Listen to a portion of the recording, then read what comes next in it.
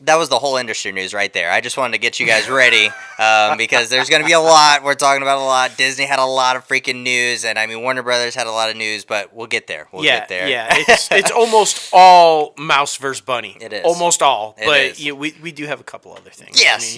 We need an auctioneer to be able to do it, though. Exactly. We'll hire one. I mean, he'll be here next week. That's right. Fine. It's fine. But we have some exciting guests coming on the show today. The one and only Autumn Reeser coming back on Inside the Crazy Ant Farm. Talk about her new Hallmark Christmas movie. Yes. And as you'll find out, third time on the show. Yes. Third time with Antonio Cupo for the Hallmark movie. It's fantastic. Exactly. We talk wine, calendars, home improvement. The reason why I started watching Hallmark movies. It's true. And, it's all kinds of fun stuff. And COVID. Agreed. Or what? And sexy.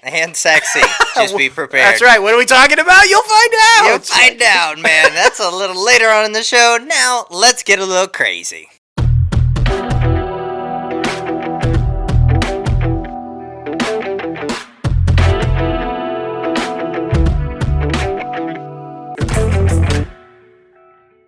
What's up, guys? Welcome back to another episode of Inside the Crazy Ant Farm. Holy moly, it is episode 142 this week. Rocking and rolling, about 2 weeks away from Christmas. We're so super excited. Yes. And we got a little early Christmas gift from Warner Brothers and Disney. It's fucking crazy this week, guys. Be prepared. Honestly, you heard all the news. You heard all the news about Warner Media last week with, we're sending them all. Yeah. Well, this week it's not good news because they're getting a shit ton of backlash, and we got it all. It's insane, man. It's absolutely insane. And you guys know who is going to be bringing you the news. Your host with the most, myself, J-Lo Fantastic, and the one and only Mouth. What's up? Guys, it's going to be so freaking fun. I'm so excited about this. Before we get started, though, if you are watching the YouTube video, you can see our holiday merchandise. We got the freaking Bonk Santa hat with the Christmas lights, which is honestly my personal favorite. Mine too. But do not get me wrong. Bonk in the Santa costume is pretty badass as well. So, it is. I mean, pick it up now because you want to open Christmas gifts Christmas morning with those crazy Ant Media shirts. And give them as gifts. Exactly. Come on now. Exactly. You wear them, give them to somebody else also. Exactly. It's perfect. I mean, get one for the whole family. That's right. Exactly. Oh, man. Let's talk about it. We're jumping right in. Disney. Investors who have bought into Disney's allegiance. Oh, my goodness, the empire. Yes. Gosh, guys, their stock fucking rose like crazy this week, up 25%. Today, Friday, was the best day they've had since March, and it's been insane. Yeah, closed at $160 plus dollars. Like you said, 25% increase over the last month. Everybody thought, oh my gosh, COVID, and the parks are shut down and everything, but they had a plan. Yeah. We talk about it. Never underestimate Iger. Don't do it. He was planning for this, not COVID, but for things like this. I mean, the man is brilliant. He picked Chapek. Chapek has got it, So, I mean, if you're a shareholder, you're thinking, yes, you're pretty happy. And what's the biggest thing behind that surge? Disney Plus. Of course. Right? So I guess everybody was waiting, right, for this investor call. They're like, okay, well, Warner did this. And you guys know it's the bunny and the mouse, the bunny and the mouse, bunny and the mouse. So what would Disney do? Would they counter and go against, or would they say, that's probably a pretty good idea, the theaters are in trouble right now, maybe we'll do? Well, no. They countered and went against. They assured everybody that their theatrical releases, their tentpole films anyway, the Marvel films, the Star Wars films, they are holden to their release dates, and so that's super exciting, but they did, and I want to get the quote right because Chapek was adamant about it. First of all, they announced yesterday, if you missed it, and don't worry, we've got it all. Of course. 100 movie and TV series during their investor day, with 80% of them going to Disney Plus. That's 80%. But Chapek wanted to make it clear, so let me say, he quote, We had a $13 billion box office last year, and that's not something to sneeze at. We built those franchises through the theatrical window. It's about balance and following the consumer as they make that transition. We need to be flexible to read all the cues, whether it's COVID or a changing consumer behavior, so we can nimbly make decisions. Meaning, their tent poles that they built these huge, the MCU, Star Wars, all the biggies, guys, all stay in theatrical. Hell yeah. You're gonna be able to go see those in the theater and scream with the crowds and all that. But there's a shit ton to hold you over coming to Disney Plus. Yeah. So you're like, another delay, you won't even worry about the delays. No. And did you see this? 14 to 16 billion dollars a year they are spending on content for Disney Plus. That's insane. Absolutely insane. I mean, it only makes you think about what they actually spend for theatrical releases. Like, Jesus Christ, man. It's insane. It is crazy. And I mean, with all this, it makes sense. This next one, I mean, Disney Plus plans to, make the price a little tiny bit higher. I mean, it's not even bad, though. It's not even bad. No, it's like $1, yeah. Literally $1. It's going from $6.99 to $7.99 per month, and that happens in March. So be prepared for that. But now subscriber count is at 86.8 million globally. Yeah. Or subscribers. Yeah. You said dollars. I said subscribers count. Yeah. Okay. Yeah. But here's why that's like significantly important, guys. Just to put this in perspective. Netflix started streaming. They started the streaming service that we know and love now, right? 13 years ago.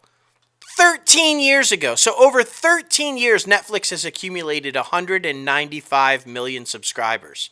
195. That's where they released the last quarter. That's what it is.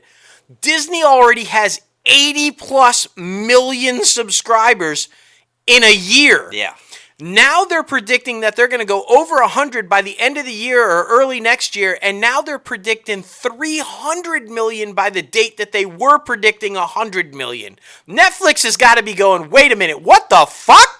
13 years it took us to get 200 million. You got 100 million in a year? Fuck! So, yeah. I mean, that's huge. Yeah, it's huge. It's absolutely crazy. Like we've talked about multiple times on the show, they're going to catch up to Netflix real quick, and by 2024, they will be the most profitable and the most popular streaming service, especially if they do actually combine Disney Plus with Hulu. Right, and I mean, you're talking about, and we're about to tell you, they're talking about 100 shows and original movies per year that they plan on loading on Disney Plus. So content is not going to be an issue. I mean, that's just crazy. Exactly. And I mean, all of this stuff is coming from all of their big tangled studios in their little bracket. We're talking Marvel, we're talking Lucasfilm, Pixar, Disney Animation, National Geographic. All of it is coming with some awesome badass shit for everybody. Yes, and we're about to tell you everything that you need to know about what they announced, and we're going to break it down. We're going to go back and forth. We're going to bounce back and forth as you're listening and watching, but we're going to tell you, you're not going to miss a single thing that came out of there yesterday.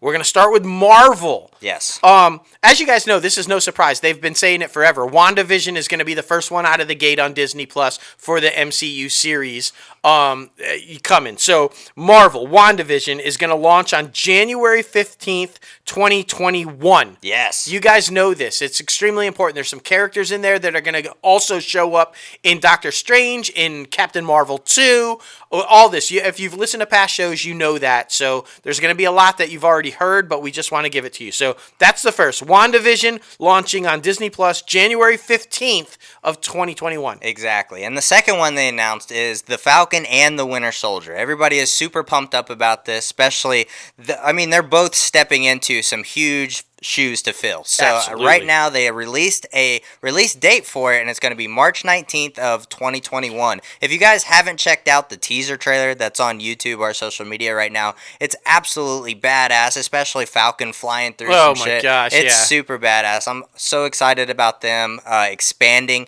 his role and his character development, because he is honestly one of my favorite characters in the MCU, so he deserves that spotlight, especially him and Bucky, that dynamic. There's a reason why Cap chose them as his number 1 and number 2. So well, and guys, we should say there's a teaser trailer for all of these. They released teaser trailers for everything we're talking about on here, and I agree with you. I mean, that teaser trailer opens up with Sam talking about the legacy of the Shield. Yeah. And yes, guys, at the end of the 6 series, because it's only 6 episodes, that kind of bums me. Yeah. But he gets the shield and the costume. He becomes Captain America with the wings, though. He keeps his Falcon stuff, so that's badass. Yes. Okay, next one. What if? We've briefly talked about this, but I'm really excited about this. If you're a fan of the comics, you know what if is. It's the Watchmen, and they look over and they kind of like, okay, this is what really happened, but what if this happened instead? Well, that's exactly what this series is going to be. It's going to take famous events from the movies, from the MCU, and change them up. Like, what if Peggy Carter became Captain America instead of Steve? Or, what if, somebody else became Iron Man? Or, these type things. That's what it's going to be. They're going to take Marvel movies and flip it all around and be like, but what if this happened instead? It's going to be badass. Yeah, it's going to be badass. And some people are coming back to reprise their roles as the voices, so that's going to be awesome. Yep. And Loki, it is set to debut on Disney Plus May 2021. So I'm super pumped about that one. Like we said, there's teaser trailers out for all of this. And, I mean, this one's interesting to me. Of course, everybody knows that I'm more of the movie guy and less of the comic book guy. So it looks like he's bouncing around in different dimensions and, like, different parts of the quantum realm, I guess you could say. That's what it looks like. Yes, and I'm just saying, based on the teaser trailer, we may see Thor. Right? Like, that would be badass. The Rainbow Bridge was there. He jumps out of a plane and he says, "Brother, I'm jumping. Yeah. Are you here?" And then you see the Rainbow Bridge, and I'm assuming he's talking about Thor. I don't know, but yeah, it looked badass, didn't it? It looked so freaking awesome. Where are we? Miss Marvel. You guys know they've been talking about this one forever. Miss Marvel is finally launching on Disney Plus in late 2021, introducing Kamala Khan, the 16-year-old Pakistani American. We've talked about this one. She is going to have her own series and then is going to transition. She will appear, we'll be talking about this a little later in industry news, in Captain Marvel 2. So super excited about that one. So late 2021. Yeah, that one's going to be badass. And especially this week, there was a lot of set photos from this next one. Hawkeye, which is set to debut on Disney Plus in late 2020 as well. Everybody knows stars Jeremy Renner as Hawkeye and teams up with his well-known Archer from the comics and Kate Bishop, who is his daughter, played by Haley Steinfeld. I mean, we did see a lot of on-set photos this week, and I think somebody let it slip, the Young Avengers one, because after you showed me that picture, I saw all that with, or I saw so many other pictures with that little A on her shoulder gone. Yeah. So I think somebody let that one slip. Yeah, because there's no secret that it's going to be, they're setting up the Young Avengers. In all of these Marvel TV series, they're setting up the Young Avengers for films. Exactly. I think so. Yeah, they kind of like... Yeah, they're like, erase. Yep. And his family is returning too. Yeah. I saw that. The family is going to make an appearance as well that you saw last time in Endgame. So, She-Hulk. Super excited about this. And this is Tatiana Maslany. We said that she was going to be in it, and then everybody denied it. No, that's not true. She denied it. It's happening. It's part of the Marvel game, I feel like. It is. It is happening. It is going to be a comedy series, but with serious tone to it. And this is awesome. She is going to star, but then they have confirmed not only that, but Mark Ruffalo is definitely coming back as the Hulk, which, how does she become She-Hulk if he doesn't, right? But Tim Roth is coming back as the Abomination from the Hulk movie. That's badass. So that's going to be badass. I'm still trying to figure out how that's going to be comedic. Yeah. But we'll see.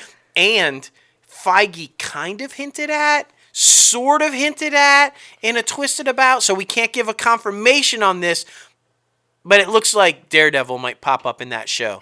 Makes sense. Charlie Cox, playing Matt Murdock. Matt Murdock's a lawyer. Jennifer is a lawyer. She-Hulk, Jennifer Walters is a lawyer. Makes sense. Yeah. And Feige kind of like puts them out there. So we'll keep an eye on that. Roundabout way. This next one, I'm super surprised that it's actually going to be a series, but no, I bet he does pop up in the movies. Moon Knight, it's going to be a series created for Disney Plus. Action adventure feats complex vigilante who suffers from like an identity disorder, who has multiple identities who live inside him. And I'm super excited about this because I don't know a lot about this character, so I'm excited to learn. And I mean, of course, being around this guy all the time, I'm gonna know if it's right or wrong. That's right. That's right. I will tell you. I do like that they're going with the Egyptian background because there's been several different iterations of the character, but by far my favorite is that one. So nice. It's smart that they're going that way. Next one, Secret Invasion. They set this up in Captain Marvel. Let's be honest about it. They did. It's coming to Disney Plus. Samuel L. Jackson is coming back as Nick Fury and Ben Mendelsohn as the Skrull, Talos. You guys saw. This is apparently going to show, though, how the Skrull have been here for a lot longer than we thought. They secretly invaded Earth and have taken over different people, impersonating different people. Who the people they took over and are impersonating? How long have they been here? Did they infiltrate the Avengers? Who knows? This series is going to figure all that out. I'm so super excited because I actually like their dynamic a lot in Miss Marvel, or Captain Marvel, I should say. It's very exciting, especially that last end credit scene. Was it Fury the whole time, or was it the Skrull? We'll see. Yes, exactly. Next one is Ironheart. That stars Dominique Thorne. I'm so super excited about this. She's playing Riri Williams, a genius inventor who creates the most advanced suit of armor since Iron Man, and everybody knows Iron Man is one of my favorite characters, so I'm excited to see how this will live on and transform. Absolutely. I'm really curious how this one's going to work, too, because Riri, Tony was her mentor, and she, at one point, became Iron Man for a stretch before she took on the identity of Ironheart, so that's going to be really interesting because Tony's not there anymore to mentor her. So, and then this next one is even why it's more interesting. Armor Wars, based on the comic book series. Don Cheadle's going to come back as Rhodey, a.k.a. War Machine. Yes. And it's going to explore what happens when Tony's armor falls into the wrong hands. So, will that play into Ironheart? Will Riri design the armor and kind of take on that role because of what happens in Armor Wars? Will there be a crossover? Will Rhodey be her mentor? Yeah. Like, those are all kinds of questions like that with these series all coming out.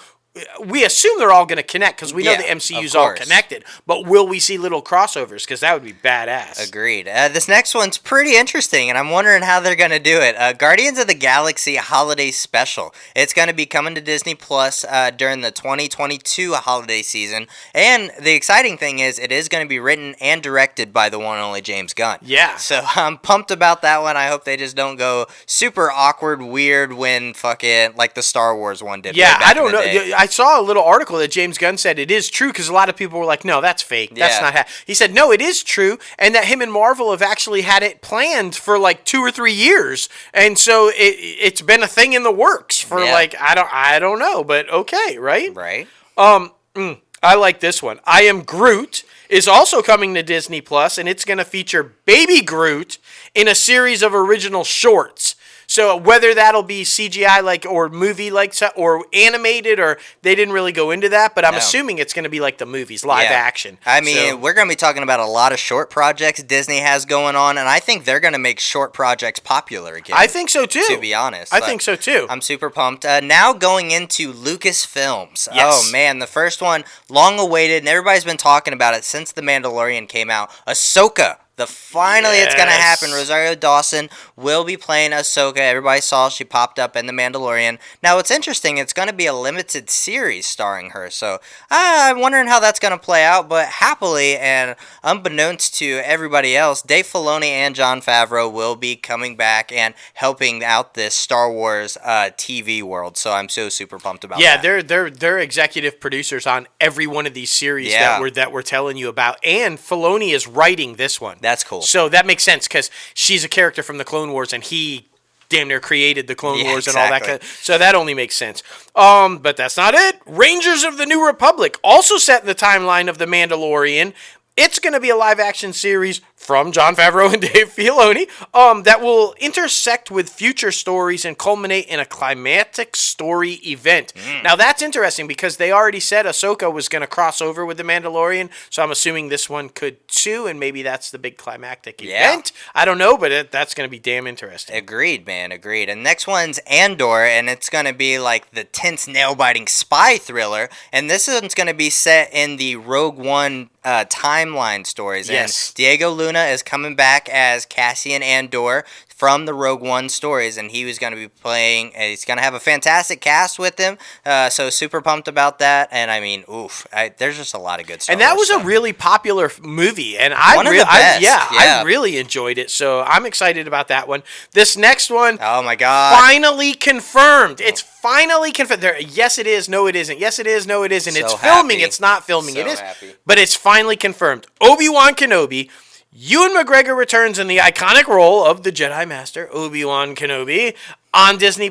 It's going to be 10 years after the dramatic events of Star Wars Revenge of the Sith, where he faced his greatest defeat. Now, here's the thing. Jedi apprentice Anakin Skywalker turned Darth Vader, we all know. Yes.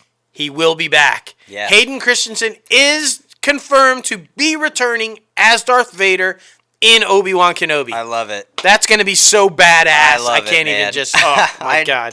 That's probably the one I'm most excited about. Yes, Not most even gonna definitely. Lie. Bad Batch. We've talked about this one before on previous shows. It's going to be a Bad Batch of the experimental elite clones coming in. They were introduced in Clone Wars, and they're going to be trying to find their way throughout the galaxy, if it's going to be on the Republic side or the Sith side. So that one's going to be really cool. And of course, this one is going to be an animated series as well. Yes, which is awesome. Yes. This one sounds really cool. Star Wars Visions. Yes. It's going to be a series of animated short films, like we were talking about, like whether it's Marvel, Star Wars, whatever. They're going to have a bunch of shorts. An animated short film celebrating Star Wars through the lens of the world's best anime creators. Yes. So we're going to see some Star Wars in anime, which will be badass. The anthology collection will bring 10 fantastic visions from several different leading Japanese anime studios with a fresh look on Star Wars. Yeah, that apparently sounds badass. a lot of people have been wanting Star Wars animated series to go anime for a very long time now. So I'm glad they're branching out and taking this step to give the fans what they want. Because, Absolutely. I mean, there's been a petition. It's been great. I know you're excited about this next one. I'm super excited, but I don't know how they're going to do it because Donald Glover was great, but Billy D was also amazing. So, right. And we're talking about the Lando. It's going to be a series, and it's going to be obviously centered around Lando Calrissian. He's going to return for a brand new event series for Disney+. Justin Simeon, who is the creator of Dear White People, is an early development of this project. Yeah, he's going to be the showrunner and taking control of it, so that's badass. Yeah. I mean, Justin Simeon's badass, so yeah, that's going to be great. Yeah, will Donald Glover be involved with it? Is it Billy D. Williams? We don't know. Who Will it knows? be both? It could be both. That'd be badass. Maybe it transcends the timeline of all. I mean, that would be, yeah. This is us / a Star Wars story. Yes, make it happen. That would be epic. The next one, The Acolyte. The mystery thriller that will take viewers into a galaxy of shadowy secrets and emerging dark side powers in the final days of the High Republic era. I'm excited about that because, I mean, we only see the Sith from the Republic eyes, and I mean the dark side through the Jedi eyes. So, I mean, it's going to be very interesting. If you look up on Pinterest, the different, things they believe in, I mean, you might believe more in the Sith than you actually think you would. It's like passion, determination, things like that. So I'm super excited about that one to give more of a backstory on the other side of the aisle. Yes. The next one is a droid story, and this one is going to introduce a new hero, and they're going to be guided by fan favorites, and I mean our favorites, R2-D2 and C-3PO. This one is going to be developing new stories for animation, and it's going to be like an adventure film for Disney+. So super pumped about that one, and I mean, of course, those are everybody's two favorite droids. So. Absolutely. I mean, can you do a droid story without those? You can't. We better see BB-8 too, though. That's all I'm saying. I like BB-8. This next one, no surprise, we've been talking about this for weeks on the show. Willow is going to be coming on Disney+. Duh, if you listen to the show, Right. you know that. And it's going to have Ron Howard and Willow is coming back. Warwick Davis is coming back. We've told you all about this. So, yes, it's coming in 2022. Yeah. 2022. Exactly. Good, and over to Pixar. This is by no surprise because their documentary series have been doing so fantastic on Disney+. I mean, The Mandalorian, Taylor Swift just put one out, and I mean, the Frozen one. Now we're going inside Pixar, and it's going to be, like I said, a new documentary series that invites Pixar fans into the studio and for an up-and-close, never-before-seen look at the artistry, craftsmanship, storytellers behind these so-beloved films. The first 5 episodes are currently available on Disney+, and more are scheduled to be released soon. Yeah, I've watched the first 2, and unbelievable. Yeah. Unbelievable. You think you know Pixar, but you don't until you watch these. So it's badass. so freaking badass. I mean, I love that. Yes. This next one we've told you about. You know it's coming out on Christmas Day. It's going to try to compete with Wonder Woman on HBO Max. It's a showdown. Wonder Woman's going to kick its ass, and that's unfortunate because this sounds really awesome. Soul. It's going to be available exclusively on Disney Plus on Christmas Day of this year, and explores themes like appreciating the simple joys of life and finding one's unique spark. You know, this is the one about the guy who kind of dies and then doesn't have a soul, and so he goes to heaven, and they're like, oh, and he comes back in search of his soul. Yeah. And Soul with Jamie Foxx. It's going to be fantastic. A lot of good stuff coming out on Christmas Day. Oh, yeah. A freaking Alex Trebek's last fucking Jeopardy. I know. Okay, Burrow is part of the Pixar's collection of shorts called Spark Shorts, and it's going to be created by a diverse group of storytellers, and this is going to be debuting exclusively on Disney Plus on Christmas Day. And Burrow features a young rabbit who embarks on a journey to dig the burrow of her dreams, despite not having a clue what the hell she's doing. So that's going to be super exciting. I mean, it's going to show young kids and young storytellers like, hey, if you don't know exactly what you're doing, maybe you should start and learn as you go. Yeah. I think that's good. Educational and entertaining. Exactly. It's going to be great. This next one, I'm just going to say it. I think this is a whoopsh to Jeffrey Katzenberg and Quibi. Maybe. I'm just going to say it. Yeah. Pixar Popcorn coming to Disney Plus in January of next year, 2021. A collection of mini shorts. Real small, featuring Pixar characters in all new bite-sized stories by Pixar's talented animators. That's great. So basically, little Pixar movies or TV shows like Real Quick. Yes. Like what Quibi tried to do and failed. Yeah. Just saying. Jeffrey Katzenberg, all right. So good.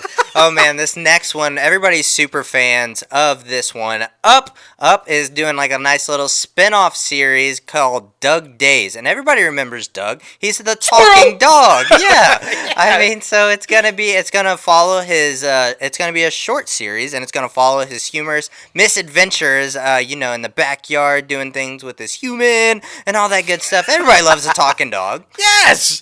Who doesn't? And you know what's even better than a talking dog? Talking cars. Hell yeah. That's right, because we needed this, right? We needed this. Cars, they're not over. They're still coming. Lightning McQueen and his best friend Mater are going to take a cross-country trip, and it's going to be a series. Yes. And it's coming to Disney Plus, and so that's a fall of 2022. Yes. Because we needed a cross-country road trip with Lightning and Mater. We did. I mean, that's going to be hilarious. Hell yeah, man. Hell yeah. Next one is Win or Lose. This is going to be Pixar's first ever original long-form animated series, and it's going to debut on Disney Plus in 2023, and it's a comedy about love, rivalry, and challenges we all face in our struggle to win at life, and man, we all know that can be hard. Yes, it can. But it's definitely going to be awesome. Each 20-minute episode highlights the perspective of a different character and explores the drama of bad calls when made on and off the field. So, yeah. Boom. I feel like they're teaching us a lot of life lessons. They are. And it's staying within Disney, right? Like what Disney does. That's their template. Okay, so now we're switching out of this. We're switching out of Pixar. We're going to Walt Disney Studios. Yes. Like, these are all being done by Walt Disney Studios. Hocus Pocus 2, exclusively on Disney Plus, the spooky sequel to the 1993 Halloween cult classic, Hocus Pocus. Everybody was waiting for this one. Yeah. I mean, it was a lot of rumor it was going to happen. I'm so super pumped. This next one we talked about, I'm probably gonna watch it just to see what it's like. I'm totally gonna watch it, but you know. 3 Men and a Baby, a modern take on the hilarious 80s comedy with Zac Efron. This one is slated to debut in 2022, so be prepared for that on Disney+. Yes, and we briefly talked about this one, so we'll go a little bit more into detail on this one. Our buddy James Dumont is in this next one. Yes. Safety, it premiered today. You can actually watch that right now after the show. After you listen to this. Safety, it's a drama inspired by the empowering true story of former Clemson University football safety Ray McElrathbey, a young man facing a series of challenging circumstances whose dedication and persistence help him to triumph over repeated adversaries. Adversaries. Like, I can't even speak. I need wine. I was just happy you got that story because I didn't want to say that. Yeah, no, I think I nailed that name, too. You did do too, pretty right? well. And if you guys are unfamiliar with this is the guy who sneaks his little brother on because they're kind of like homeless and they have no place, and he gets to go to Clemson and play football, and he sneaks his little brother onto campus, and they're like both living there kind of a thing. So, yeah, this is going to be an interesting one. Check that out for sure. It sounds good. Agreed. Definitely after the show. The next one is the Keenan Lowe Project, and this one's coming to Disney+, and it is inspired by a real-life story of a high school coach who has averted tragedy through compassion. Yeah. So, and this one actually comes from Dwayne "The Rock" Johnson and Danny Garcia and Hiram Garcia, and they are on board as producers under their $7 production. There you go. So that's pretty bad. They're rocking and rolling behind the scenes. They are. There's no doubt. The Greek Freak might be my favorite name out of all the ones so far. Greek Freak heads into production next year for Disney+. It's going to be the remarkable story of NBA MVP Giannis Antetokounmpo and his family, because remember, him and his brother both play in the NBA, who lifted themselves out of poverty and as undocumented immigrants living in Greece. Ultimately, Giannis finds himself on the world stage. Exactly. In the NBA. Yeah, 2 MVPs back to back, baby. That's right, baby. So that's going to be an interesting one. Yeah, Disney seems to be partnering with a lot of NBA players, too, because the Chris Paul Project is a biographical film in development at Disney Plus about the NBA superstar and NBA Players Association president, and it follows deeply his moving story of family, legacy, destiny, and what that means to help him play into the next day and who he is today. Oh. So I'm pumped about that one So because that's he's deep. super underrated. Yeah. He is. That's true. That's so true. Flora and Ulysses. I know you're asking, what is that? Well, I'm going to tell you. It's a delightful comedy adventure based on the Newbery-winning book about 10-year-old Flora, an avid comic book fan who isn't. I know, right? Me? Okay, and a self-avowed cynic who rescues a squirrel with unique superhero powers. The film makes its debut on Disney Plus February 19th of next year. That's pretty cool. Is it the squirrel from Up? Right. Like after he ran away? Okay. Ran away from Doug. Oh, that's right. Man. The next one is the Cheaper by the Dozen, the reimagining of the hit comedy from the Blackish producer, Kenya Barris. We talked about this one before, and it finally got the release year. It's going to be on Disney Plus of 2022. So, and I mean, everybody knows it's going to be centered around 12 people in this huge-ass family that are all multiracial, which I think is a great thing right now. Yeah. And officially confirmed, Gabrielle Union will be starring in it. Yes. So that's awesome. I agree. Diary of a Wimpy Kid. This one's been talked about forever too, but now it's coming. You guys know it was a successful live action film for Disney back in the day. Well, it's coming to Disney Plus in 2021, but with a catch. Yeah. It's going to be an animated film. Yeah. So back kind of more like to the books. Yeah. So that'll be awesome. Yeah, I'm pumped about that one, especially if they go like stick figures, but I don't know. We'll see. I don't know. Oh, man. The next one is The Ice Age Adventures of Buck Wild. Yeah! Exclusively on Disney Plus, and it is a spin-off of the popular Ice Age franchise from 20th Century Studios, and the story centers around three favorites, the prankster of the Possum Brothers, Crash and Eddie, and the swallbucking Titler Weasel Buck. Yes. So I'm super excited about that one, and that one is supposed to be a early 2022 release. Yes, and Buck from the movie is going to be playing Buck in the series. Yeah, so that's right. Cool. Okay, that only makes sense, right? Exactly. Night at the Museum. We've talked about this one too. Is it not? Is it? Well, it is. It is. And it's coming to Disney Plus with a new twist. It's animated. They're going to do an animated Night at the Museum. Good, because you could never replace Robin Williams. I'm just going to say it. Yeah. Sean Levy, who helped shape the films, the blockbuster films, as director of the previous films, he is on board to kind of be a producer and kind of guide this thing along, and it will be in 2021 at some point on Disney+. Yeah, that would be super cool. It will be. Chip and Dale Rescue Rangers, and it's a hybrid live-action animated feature for Disney+. This seems to be the thing right now. Is in development. John Mulaney and Andy Samberg are set to star in title roles. And by the way, Seth Rogen is going to make a cameo. And this one is slated for spring of 2022. I'm just going to say it. John Mulaney and Andy Samberg as Chip and Dale are going to be fucking hilarious. I agree. That's going to be hysterical. Hell yeah. Another one we've been talking about, but now we know for sure, Pinocchio.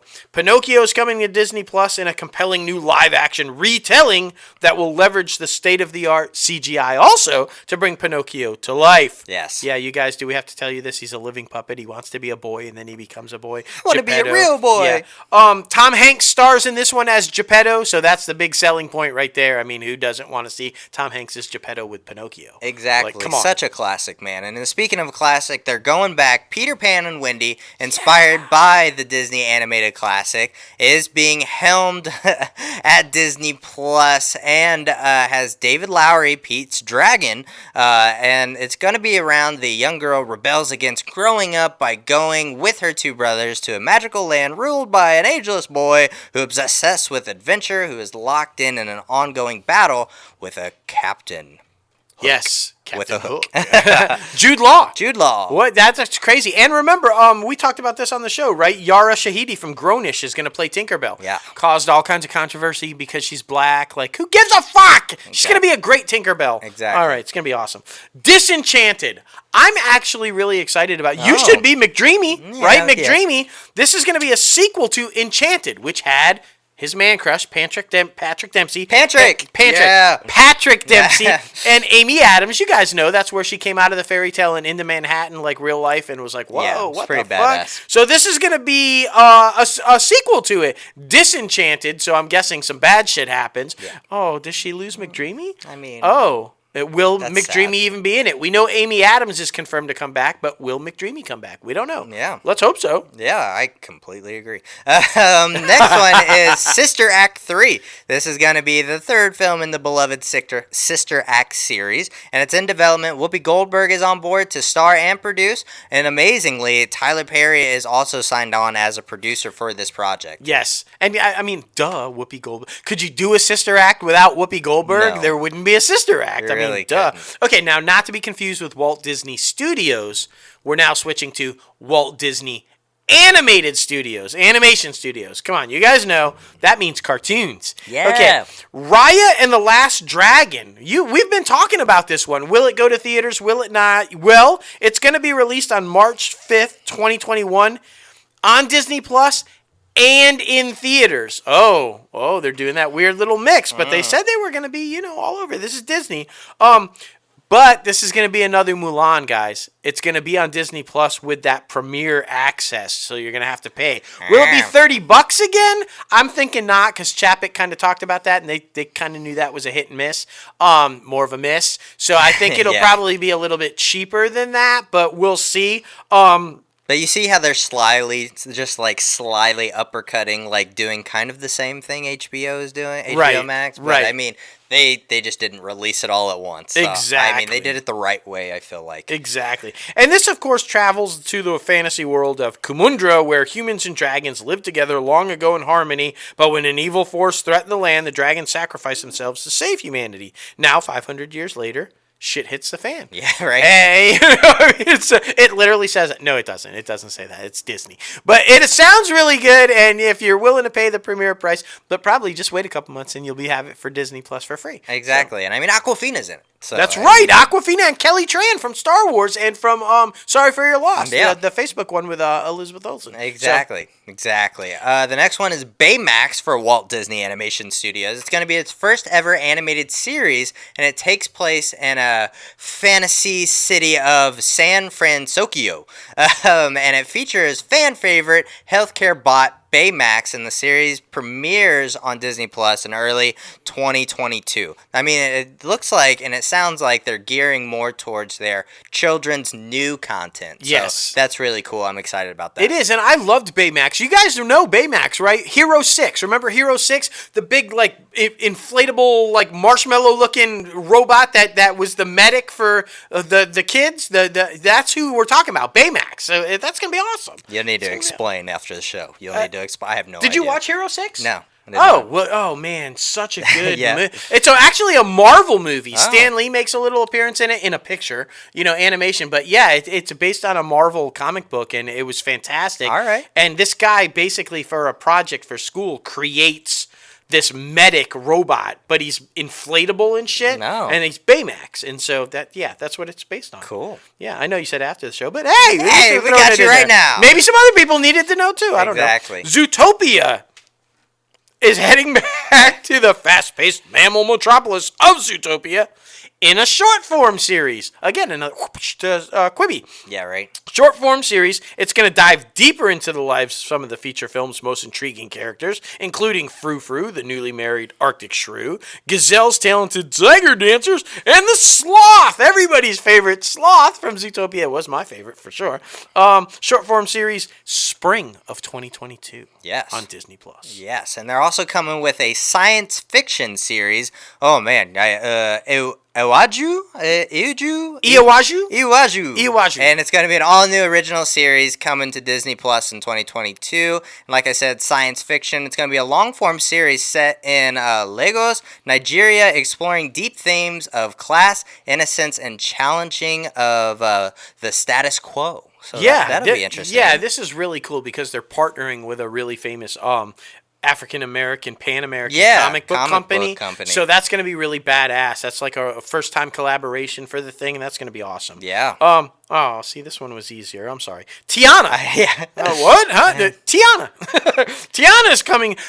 You know who Tiana is, and if you guys don't, shame on you. Agreed. The only black Disney princess from NOLA, y'all. Come on now. Tiana's getting her own series, which I'm super excited about. Long-form musical comedy series featuring the extraordinary entrepreneur whose new princess kingdom, Meldonia.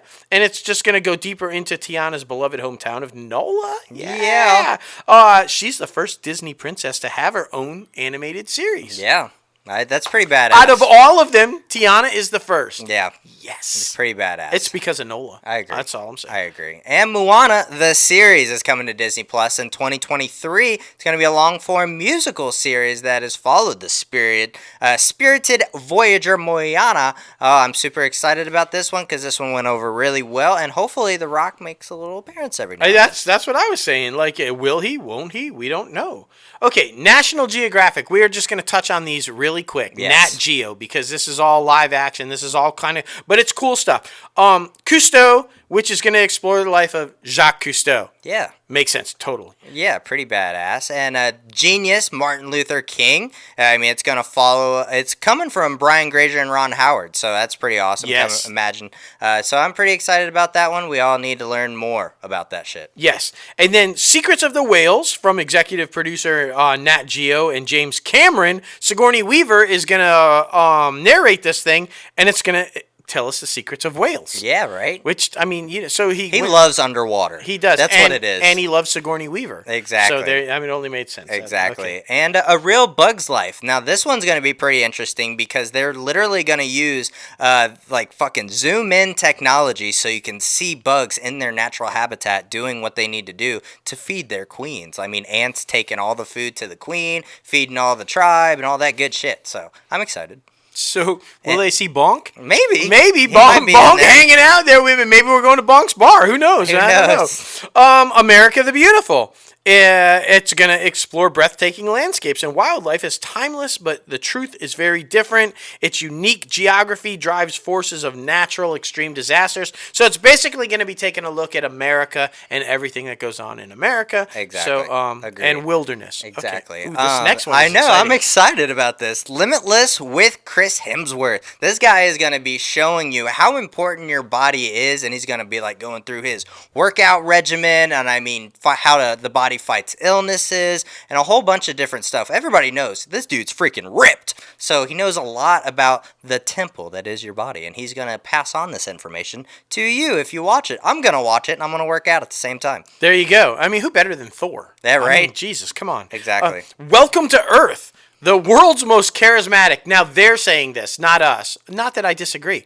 The world's most charismatic movie star, Will Smith. Will Smith. He's going to embark on an awe-inspiring global journey to unlock the secrets of the most extraordinary and unexplained phenomenons of nature. Yeah. Be pretty badass. Will Smith man. going all over the world explaining to us formerly unexplained phenomena. Exactly. That's going to be awesome. Exactly. It's okay. And I mean, some of the television projects that Walt Disney was talking about, that we've talked about a little bit on the show, Mighty Ducks, Game Changers. That one's supposed to be premiering in early 2021, and everybody knows Lauren Graham is attached, with Emilio Estevez coming back to reprise his role. I'm super pumped about this one to see where everybody's at, because that was honestly one of my favorites. Me too. And Lauren Graham. Yeah. That's a winner. That's no matter right what. there. You're taking a beloved film of mine that from my generation, and you're adding Lauren Graham to it Right. and making it a series. I'm happy. Boom. It's a win. Big Shot. We told you about this one, too. This is the one with John Stamos starring as a basketball coach. Yvette Nicole Brown's going to be with him about it. He gets fired, and he basically goes to an all-girls school, coach there. So, we told you about that one. That's going to be interesting. Yes, and of course, the mysterious Benedict Society, a place in undercover boarding school known as the Institute, follows a group of orphans that must foil a fucking crazy-ass plot and the ramifications of creating a new sort of family along the way. Stars Emmy Award winner Tony Hale, so part of that. So I'm pretty excited about that, and I love when they bring in these new ensemble casts because Hollywood gets to be exposed to them. Yes. And the final announcement for Disney Plus, we've told you about countless times before, so don't be too excited about it. Turner and Hooch, starring Josh Peck. Remember the reboot from the movie, the Tom Hanks movie with the dog and everything? They're doing a series. We've told you about this. There it is. Yes. There it is. Boom. Up. But Disney Plus wasn't the only thing they announced. It really wasn't. I know what you're asking. What about the Marvel movies that you told us were still going to the theaters? Well, we have a shit ton of news for that, too. Starting with, Christian Bale is officially making his foray into the MCU in Thor: Love and Thunder. I'm super excited about this because I am a comic book geek, and this is a fantastic character. He's going to play Gore the God Butcher in Thor: Love and Thunder. It's pretty badass. If you guys know who that Gore is, I mean, he's badass, inherits his superpowers, and then he basically blames the gods for all of his shit, and he goes on a hunting spree to kill gods. Yeah. So this is how it's going to happen. He frequently comes across Loki and Thor, so that's going to be badass. Exactly. And Jamie Alexander's fan favorite character, Lady Sif, is returning to Thor: Love and Thunder. I mean, people were wondering where's she been at. Right? But now she's coming back. I'm super pumped for that. Yeah, I'm super excited about that too. Feige also announced that the next Ant-Man movie is going to be Ant-Man and the Wasp: Quantumania. Well, okay. I'm not happy about this one, though. I love Kathryn Newton. She's a great actress, but apparently he announced also that Kathryn Newton is replacing Emma Furman as Cassie Lang. That sucks. Remember, she was the teenage version of Cassie, his daughter, and, that kind of sucks because she's going to go on to be one of the Young Avengers, and, it's not going to be Emma. I know. But congratulations, Kathryn. That's great. Exactly. And I mean, in Captain Marvel 2, we've talked about that a little bit. It's continuing to take shape ahead of its November 2022 release date with Miss Marvel, Eamon Zelina, and Tanya Paris as the WandaVision cast. I mean, they're all going to be joining up. Like we said, they're going to be bouncing around between the series and the film. So I'm happy to see all of this stuff working out. Yes, and Tiana is playing Monica Rambeau, the grown-up version. Like, you remember Akira Akbar, who we had as a guest? She was the young, Monica Rambeau in Captain Marvel. Well, now she's all grown up, and, that's who it's going to be. Boom. This next one I'm so fucking excited about. They're finally going to get it right. They're going to get it right. I promise. It's MCU. It's Kevin Feige, and they have the right guy in the helm. They're finally going to do a Fantastic Four movie from Marvel, from Kevin Feige, in the MCU, and Spider-Man Homecoming director John Watts, who's done all of the Spider-Man movies, which we all love. he's going to be the one who takes the helm and directs it, and that's going to be fucking awesome. Like the perfect balance between campy and comedy and action. Like, yes. Perfect. Yes. Well done. Good choice. That's going to kick ass. Now, who are you going to cast? That's going to be the real thing. That's going to be awesome. Exactly. This next one's pretty freaking interesting, guys. I mean, we've been talking about Spider-Man 3. It's putting together a crazy ass cast, and I mean, now rumor has it Alfred Molina is returning as Otto Octavius, I should say, Dr. Octopus, fucking coming back for the third installment for Tom Holland's led Spider-Man franchise. Yeah, now remember, he was the bad guy in Tobey Maguire's Spider-Man 2, which many would argue was the best one out of all of them. Yeah. So that's awesome. We already know Jamie Foxx is coming from Andrew Garfield's second Spider-Man movie to be Electro again. So, I mean, who's not going to be in this is the question. Yeah. I mean, it's just... And rumor has it Andrew Garfield and Tobey Maguire might be in it. We don't know. No confirmation yet, but I mean... There's shit going on Toby everywhere. was spotted in Atlanta at a costume fitting. Exactly. Just saying. That seems pretty obvious to me. But here's the huge news and another, like, to Warner Brothers for fucking with your talent. Don't fuck with your talent. That's all I'm saying. Patty Jenkins is going to the Mouse House. She has been tapped to direct the new Star Wars movie, Rogue Squadron. Yeah, man. That's going to be awesome. It's going to be the next Star Wars film released before Taika Waititi's.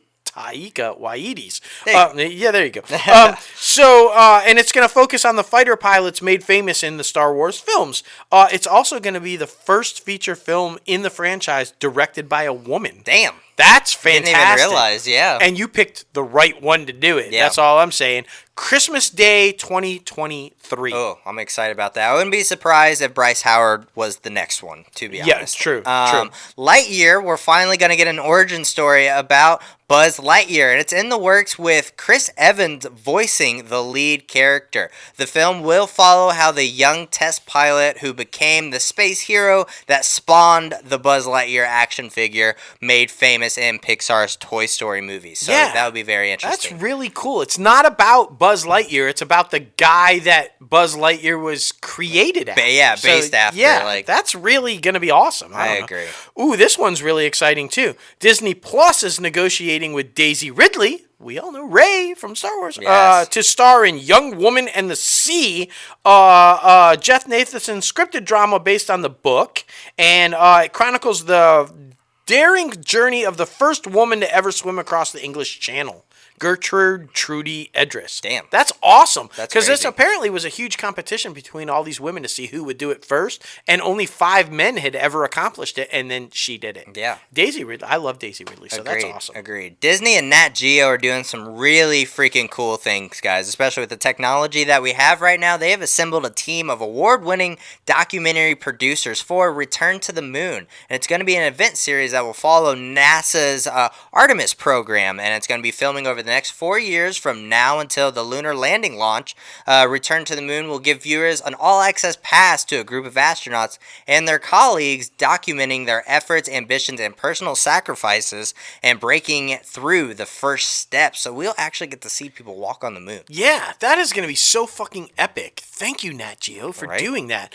I'm excited about this one, and no surprise, ABC issued an order for 6 more episodes of Big Sky, bringing the season 1 total to 16, which basically now during COVID is a full season order. That's not surprising because it's been kicking butt in the live plus after ratings. So in the highest premiere since, last November. So only makes sense. Absolutely wild. Disney Plus is also in early development on a reboot of Alexander the Terrible, Horrible, No Good, Very Bad Day. I wasn't expecting this one. No, me either. With Matt Lopez writing. And Steve Carell is coming back as Alexander's dad, and it's going to be followed a young boy as he went through his truly tough day. Yeah. So, it's going to be fun. It's going to be fun, guys. This next one, Freeform. How do you replace Pretty Little Liars with a drunk female? Yeah, right? Freeform has ordered a pilot for Single Drunk Female, starring Your Honor's Sophia Black-D'Elia and Breakfast Club's Ali Sheedy. And it's going to follow a single drunk female. A 28-year-old alcoholic, Samantha Fink, who returns home and is trying to get her shit straight. Ali Sheedy is going to play the mom. Apparently, she doesn't get her shit straight, and Ali Sheedy comes down on her, and that's how it's going to be. Yeah, man, it's going to be absolutely crazy. This next one, man. Freaking, I had no idea it was even still on the air. Yeah. Fucking Always Sunny in Philadelphia got renewed by FX for 4 more seasons. That sets a new record for 18 seasons for FX, I believe. A move that will be absolutely insane. Like I said, I didn't even know it was still going. Yeah, insane. All right, now of course we can't have Mickey verse the bunny without the bunny. And all right, guys, you saw what happened last week. We talked about it extensively. Well, it's not going over well. According to the New York Times, Warner Brothers approached William Morris and Endeavor, because you guys know, we talked about this. Patty Jenkins was adamantly against it. She was, no way, it's a fucking theater film. It's not going on HBO. And then all of a sudden she was singing its tune. Why? Well, now we know. Yeah. New York Times is telling us that apparently Warner Brothers reached out to the talent agencies of both Gal Gadot and Patty Jenkins, said, what do we have to do to get them on board with this HBO Max thing? And the answer was simple. Well, we think it would have made $1 billion and their back-end cut would have been $10 million or more.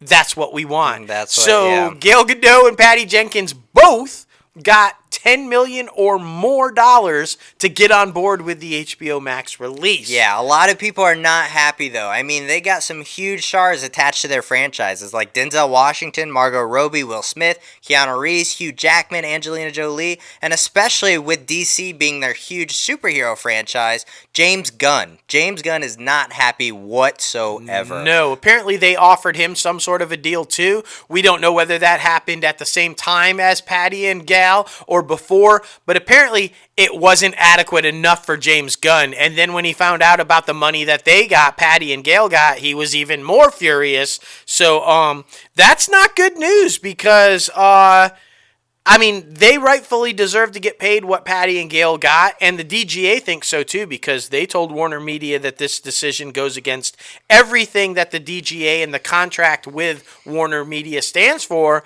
and it's unacceptable, and they have demanded a meeting, and they're demanding that their people get the same treatment that Patty Jenkins and Gal Gadot got, and are going to take it into hands if not, meaning, I'm guessing, suing? Right, and legal action might happen, especially from these lower studios that fucking let Warner Brothers and Warner Media, I should say, distribute their film, like Legendary Entertainment. Yeah. Currently in production for Dune and Godzilla vs. Kong. Everybody knows that they co-finance that with Warner Media, and they're talking about possibly pursuing legal action because of the revenue they're going to miss out on from theatrical releases. So that's crazy. Guys, you don't understand. That movie cost like 200-something million, and Legendary put up 176 million Exactly. of that. They're pissed. And now they might not get that shit back. I'd be pissed. Lawsuit! Yeah. Okay, now good news. Good news. It wasn't all bad news for Warner Media. No. The CW unveiled the first full-length look at Tyler Hoechling's new Superman costume for Superman and Lois. Fucking badass. It looks pretty good. Pretty classic, man. Pretty classic. Very classic. It looks more like 52 meets Man of Steel, kind of a look to it and everything, but the cape is finally normal again, doesn't have that fucking backpack looking thing. I'm so excited. Good news. Definitely. And Warner Brothers and DC Films has tapped writer Kat Vasco to script Plastic Man as a female-led action venture. DC-based film production president Walter Hamada and executive Miss Nong there will oversee by the studio, obviously, so I'm super pumped about that. Just because, a lot of people don't know a lot of DC's more less known characters. Obviously, it's in the name. So we'll see. But it can't be called Plastic Man, can it? If you're going to make her a woman. It's got to be a fucking woman. I don't understand why they're changing it to a woman. I just don't get that. I'm all for women-led stuff. I just don't get it. We were asking this because you've watched it. I haven't watched the first one yet, but I've got to watch it. Finally, yeah. Yes, but we were asking, when will the second holiday special of Euphoria be dropped? Well, now we know. Plus, Jules, Hunter Schafer, who plays Jules, she actually wrote this thing and co-executive produced on it, so that's pretty awesome. We do know the episode will premiere January 24th, and it's called Fuck Anyone Who's Not a Sea Blob. Yeah. It's going to follow Jules' adventure over the Christmas holiday as she reflects on the year. Like, you know, we saw Zendaya's, Rue reflects, so now we're going to see the other side of that. That's cool. That's cool. Especially with like, yeah, the relapse and shit. Yeah. HBO is also following the trend of rebooting like every other studio, and they're doing it with the hit vampire drama True Blood, and it's coming from Riverdale creator Roberto Aquara Sacasca. And so, yeah, I mean, I don't know why, man. I don't know why. It's confusing to me too. Like, why True Blood? It was so massive, it was so huge, and it really not that far removed from when I just don't know. Okay, Watchmen was a huge hit for HBO, right? Everybody knows it, everybody loves it. Well, Nicole Castle, the Emmy-winning director for Watchmen, she's inked a huge deal to be the lead director on HBO's dark horror comedy The Baby. Yes. It only makes sense after Watchmen's huge. This sounds really weird, though. There's going to be an all-female writer's room on it, which is pretty cool. But the show focuses on a 38-year-old woman named Natasha who unexpectedly lands a baby. I don't know whether that means she has a baby or somebody puts it on her door or whatever they're meaning by landed a baby. And her life of doing what she wants, when she wants, dramatically implodes. And then it turns into a really creepy thing because the baby apparently is controlling, manipulative, and has violent powers. Yeah, exactly. Okay. And something else that broke this week that everybody was talking about before the Warner Brothers drama and, of course, the Disney investor meeting was this iCarly reboot that is happening at Viacom CBS. What the hell is happening? It's going to be like a fucking... not a retelling, but like just popping in, seeing what they're up to. But still, Yeah, to be fair though, like Lil Cam said, like Emily said, I'm more for the revival than the reboot. I guess. So, but you know, and will Sam show up? Will Sam show up? That's the question, right? Exactly. Okay, and Netflix had a stern answer for the UK. Fuck off. Right. That's basically what they said. They said, as the pressure from the UK continued to put a disclaimer on the Crown, they said they have absolutely no plans to do so and don't see any reason to do so, saying in a statement that, and this is exactly what I said, that was implying that if by putting a disclaimer that the viewers are too stupid. Yeah, that's exactly what Netflix said. We have always presented The Crown as a drama, and we have every confidence that our members understand it's a work of fiction without having to fucking tell them that it is. Exactly. But so, kudos. Exactly. And the last story of industry news, guys, we're so super excited because everybody knows we're huge Cobra Kai fans, and the new Season 3 trailer dropped this past week, and it looks badass. I love that they're getting back to Johnny and his main student storyline because that was kind of lost in the second season, in my opinion, so I'm excited they're getting back to that, especially with him damn near almost being paralyzed and might not walk again, so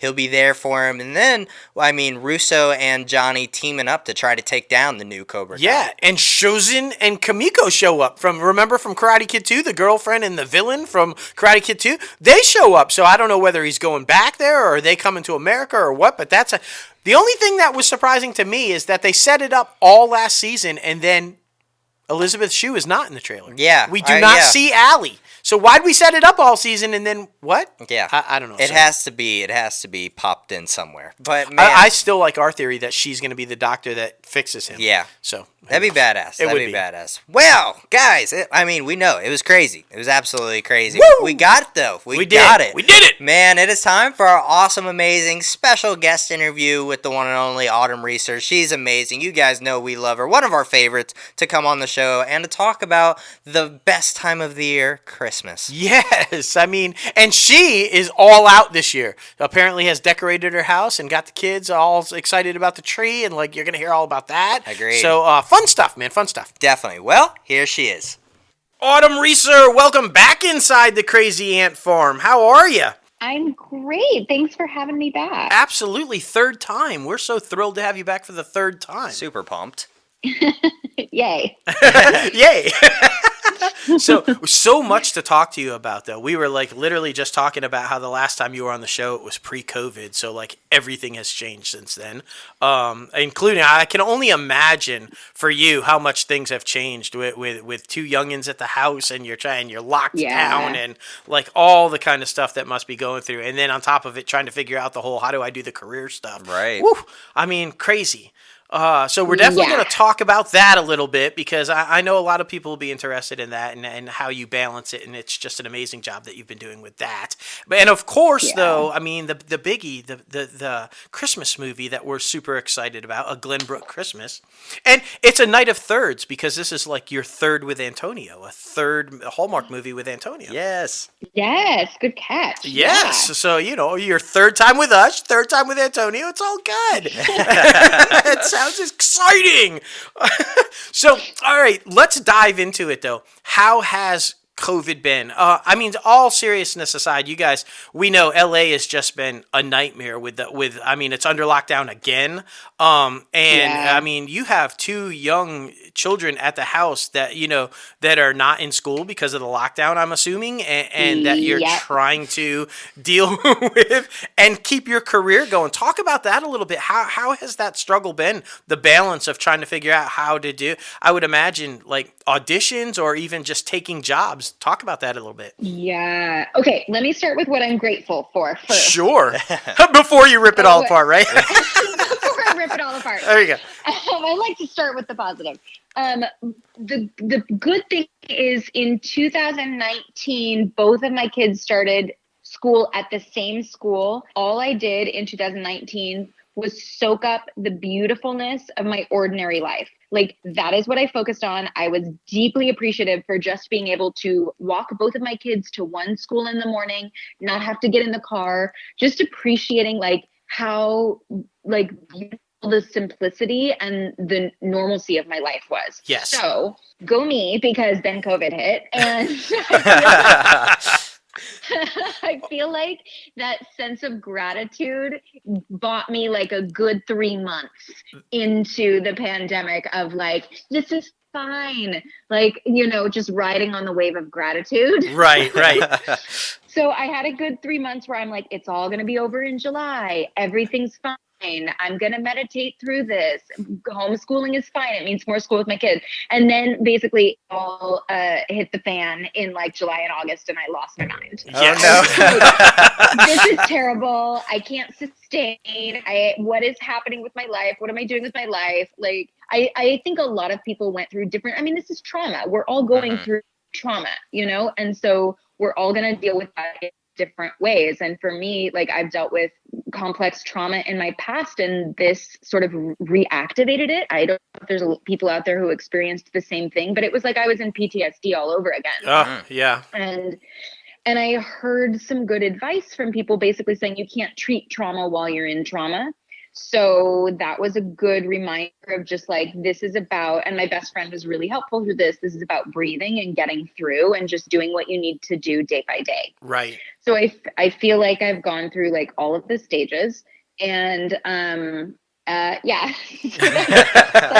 That's short version. How are you guys? About the same. It's just trying to figure it all out. Yeah, exactly. Trying to make light of what it is and isn't, and what you can do and can't do, and how I can only imagine like, how do the kids feel? Because I always feel like everybody wants to spend more time together, and then when you're forced to spend more time together, you all of a sudden not that much time together. Like, how is it with the kid? Are the brothers getting at each other? Are they okay with mom around all the time? Or like, how is that? I coming from a child standpoint, what is that like? Yeah. Well, the beautiful thing, I feel really, really blessed because my kids are actually really great ages to be going through something like this. When we started this, they were 6 and 8. So, and now they're 7 and 9. And, I don't have teenagers who are like really needing social connection. Right. And about like figuring out how they fit in the culture. And I don't have 2 or 3 year olds who just need to be physical, being out in the world, like discovering what the world is. I have kids who are really happy to learn from their parent at this point. And so like,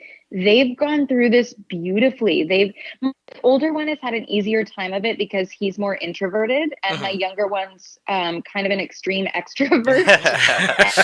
And so I've been more challenged with that one. It's a lot of look at me, look at me, look at me, watch me do this, watch me do this. Let me say it like 8 things to you at the same time. But so that took a little bit of adjustment. My older one is done. They're both like excelling in school, which is really good. Awesome. And the silver lining is like, as a divorced parent, I get less time with them usually. So this is allowing me to sort of make up that time during this really precious stage in their growth and development, and when they're just at really beautiful, loving ages. So for the most part, I'm loving it. I've just had to surrender to it and realize that there's a limit to what I can actually accomplish outside of parenting. Yes. Right now. Yes. I like to think of it like kind of like a snowstorm. Like we're all snowed in right now, and maybe it kind of sucks. We all get a little claustrophobic, but when it passes, we're gonna have such these amazing stories to tell, and all these memories that we can look back on and be happy about. So that's my kind of outlook on it. I just try to take it day by day, to be honest. That is beautiful. That's very positive. I do love it. And then we should mention you got to throw in the dog too, because she's got like everybody at the house. Yeah, and the dog who makes appearances in videos and stuff. That's fantastic. Older child keeps lobbying for a hamster and a bearded dragon, and I'm like, no, absolutely not. That is so funny. See, but yeah, I love the positive. That's why we love to have you on the show, because you always give good advice. So it's always fun. That's why we tell people to follow you all the time. It's like, no, if you need some positivity, this woman's got it. Exactly. Still getting comments on the book club top 5. Oh my gosh! Yeah, it's huge. It is huge. Just talk about that for a minute. If we don't get you back on with another book club, we're going to hear it from because we keep getting these things like, when are they coming back on? When are they coming back on? It's like, I don't even know if they've read 5 more books. Hold on, just like, wait, give us some time. Exactly. I had a goal this year. I had a goal of reading 40 books. I'm on this. There's an app called Goodreads, and it tracks all of it. And so my goal for this year was 40 books, and I was doing so well at the beginning of the year, like staying on it, and I just checked it, and it's like you're 4 books behind schedule. Oh. No, I don't think I'm gonna make my goal. I don't think so. I feel like an underachiever, though. I don't know about you, Logan, but she says, "Oh, you're 4 under goal." I'm like, I've only read maybe 4. Lucky to do 5 or 10. Right? So you're an overachiever, Autumn. Exactly. And we should mention, I brought it up that Sadie making little appearances, but Thrilling Adventure Hour. I mean, so you have been able to do some stuff from home and give to charity and everything with the Thrilling Adventure Hour and the Work Juice Players. Talk about that a little bit, because that's been pretty successful. You guys just keep coming at it. That's pretty awesome. Yeah, we've done, I think, maybe 5 shows this year and donated to multiple different charities. And then last night, Hal and Mark, who are in my theater troupe, they have a podcast called We Got This, and they're doing we did a live stream show last night, and I sang a little song to my friends who are a composer lyricist duo from New York, Zelda and Derek, and they let me use one of their original holiday songs that's a little funny and a little sad.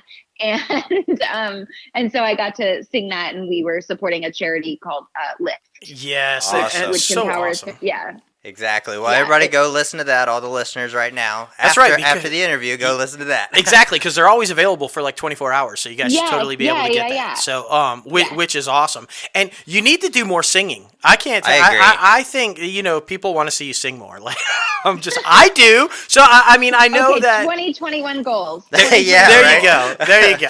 40 songs to sing. You go. Yeah, it was a little tease. God. That's right. Yeah. And they all have to be original. So Oh my God! So get started writing. That's right. We're setting the bar high.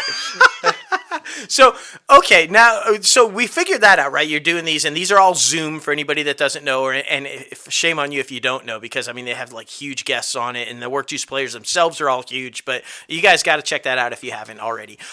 So we know that. That's Zoom. That all goes down. You're at your house, and you do that kind of stuff. But now let's talk about outside of that, how has that process been? Because obviously you have a new Christmas movie, and we're going to talk about that in a minute, coming out, and you had to go film that in Vancouver and everything. What is the whole process like now with the COVID regulations, or even the travel to go do that? Because I mean, the last time you were on the show, we kind of talked about how quick the turnaround on these Hallmark movies is.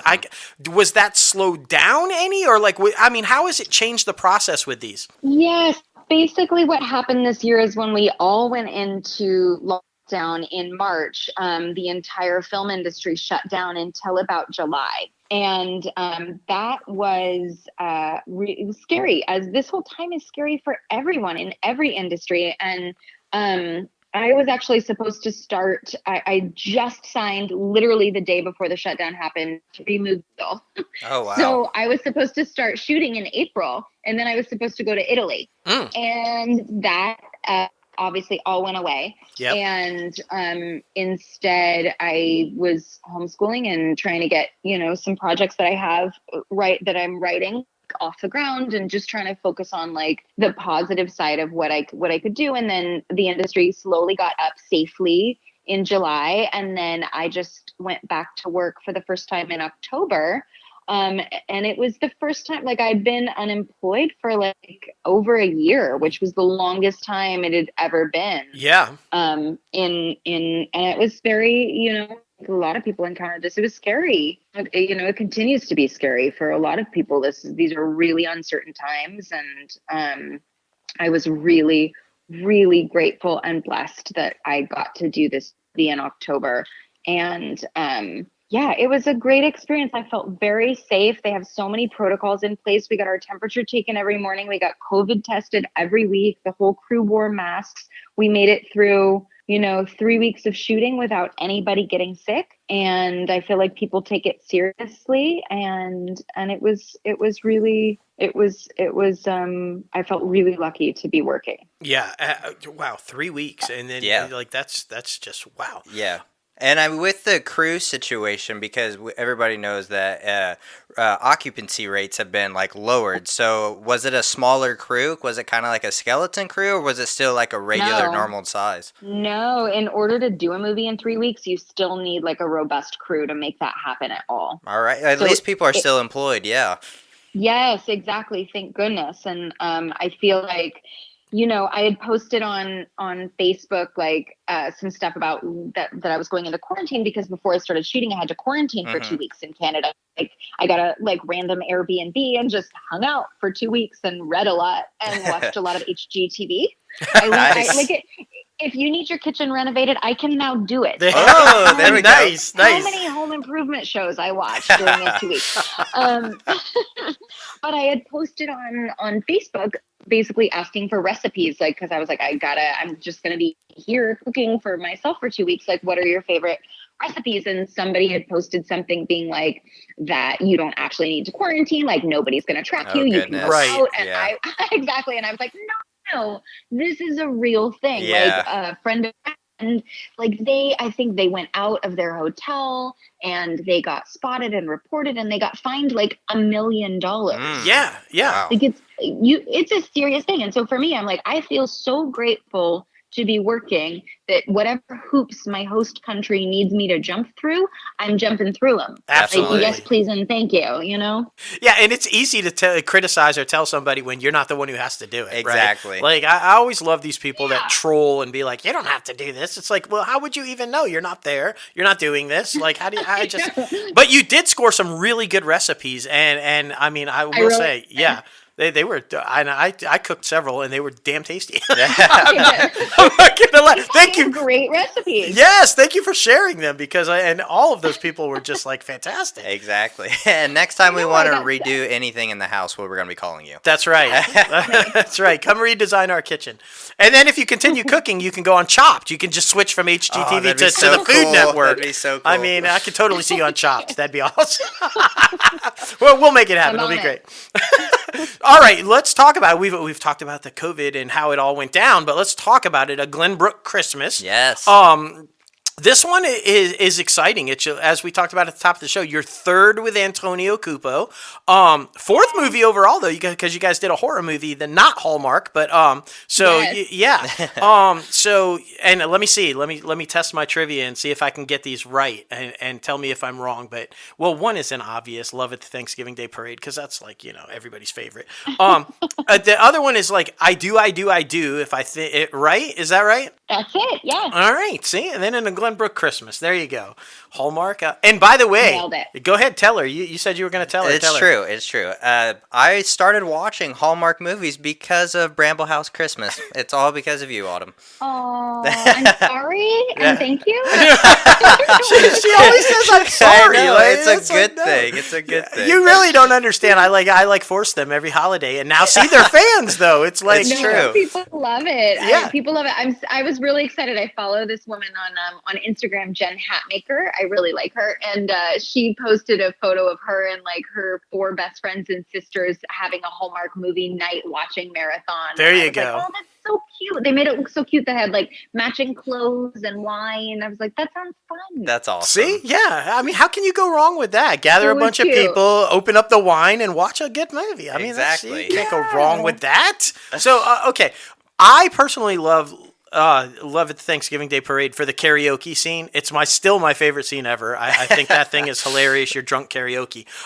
So how are you going to top this in a Glenbrooke? I am not. I will tell you that. I feel like that was like at the very beginning of Hallmark's rise to their meteoric rise when they would let us get drunk on camera. And now I think that's not allowed anymore.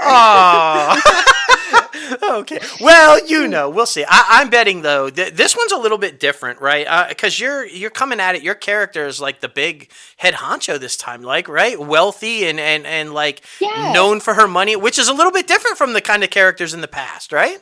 Yeah, it was an interesting challenge for me to play because one of the things I love to do in these movies is sort of infusing my own personality and quirk and you really get I like getting to play in this world, but I wanted to go the opposite direction with this character because she's coming from she's a CEO of about to be made CEO of a real estate organization. She's a mogul basically. Mm-hmm. And so she's coming from a world that's very professional and cold into this warm, casual town. And so I actually had to work in the other direction. How do I make her sort of go from not feeling accepted, which she doesn't feel at home in the world. And so I wanted to portray that journey of feeling othered, of feeling different into a journey of belonging. So it was a little bit more of a challenge. I'm excited to see how it works out. I haven't seen the movie yet either. Oh. I hope it works.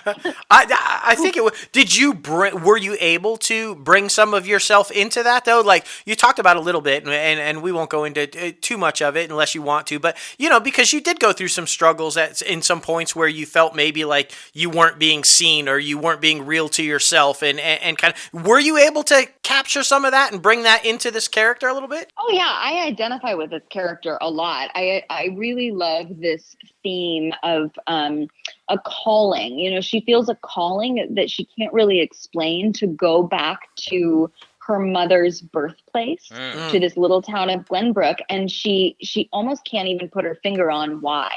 And there's such a beautiful story of synchronicity here, which is something I've been studying a lot over the last few years because it's something I've encountered, these sort of numinous moments that happen where you're like, what's happening in my life? This beautiful gift that's right in front of me doesn't match anything that I planned for my life.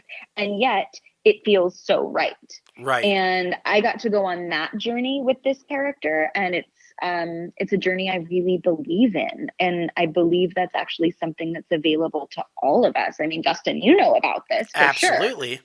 Absolutely. Right. So I'm a strong believer in it, and you're right with things that you don't think will ever happen or be a part of, or just maybe have passed you by or whatever. And then there they are right there. So that's awesome. And I can't wait to see how you've played that into it.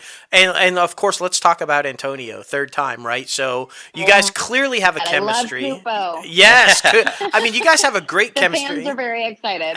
Yes. Anytime it's, and he plays what, this time a firefighter, if I'm not correct? Oh, yeah. Okay. Oh, yeah. You get like full Kupo in the full firefighter Nice. outfit. I mean, the fans are going to lose their mind. With his hair, he's got the hair toss and the helmet coming off. Like slow-mo. The only thing that we just need him to speak Italian, and then it would just be perfect. Oh, we're gonna see Kupo in like a fireman calendar or something. Right. It's gonna be like Exactly.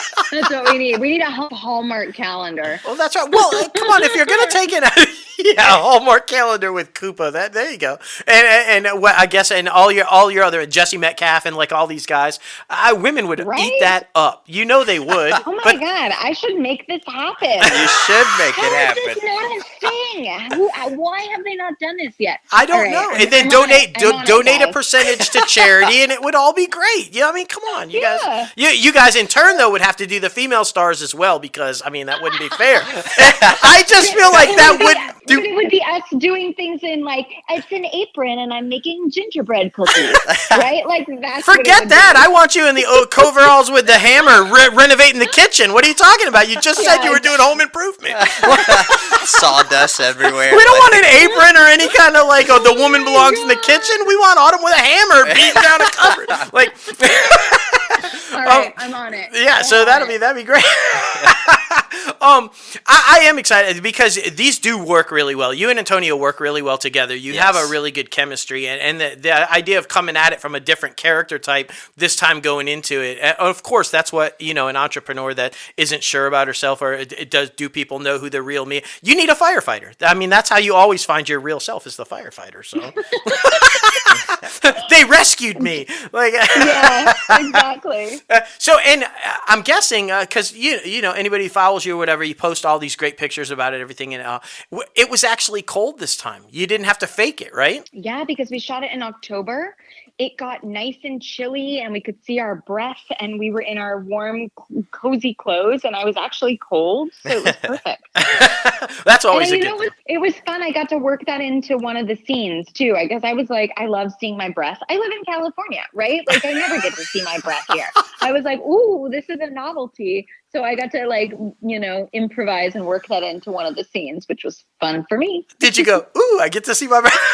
Yes, basically. My character's from California. She's from California, and she goes out to this little town in Colorado. And I'm like, well, this is what I would do. So I'm putting it in. There you go. Absolutely. See, there's the writer and director, and that's that future writer and director coming out. Right? We all know you've directed some things. We're still hoping to see the directorial debut on TV somewhere. It's still happening. It's going to happen. Yes, that's going to be awesome. So, I guess, okay, we're doing a new thing. Logan's going to throw this one out there because we're doing these new things, asking certain questions that we're curious about now, fun questions. So yeah, and I mean, since you have been in 3 films with Mr. Firefighter himself, what would you say is your most embarrassing moment on set that you've had with him? Oh my God, I feel like I should have something embarrassing.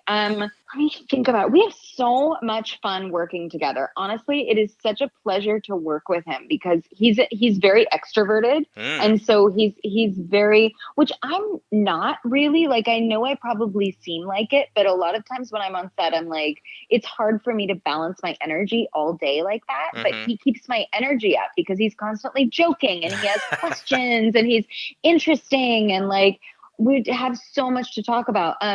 This was funny. Okay, so he and LaTanya Williams is in this with us as well, and she's the number 3, and she's so talented. And it's my second movie with her.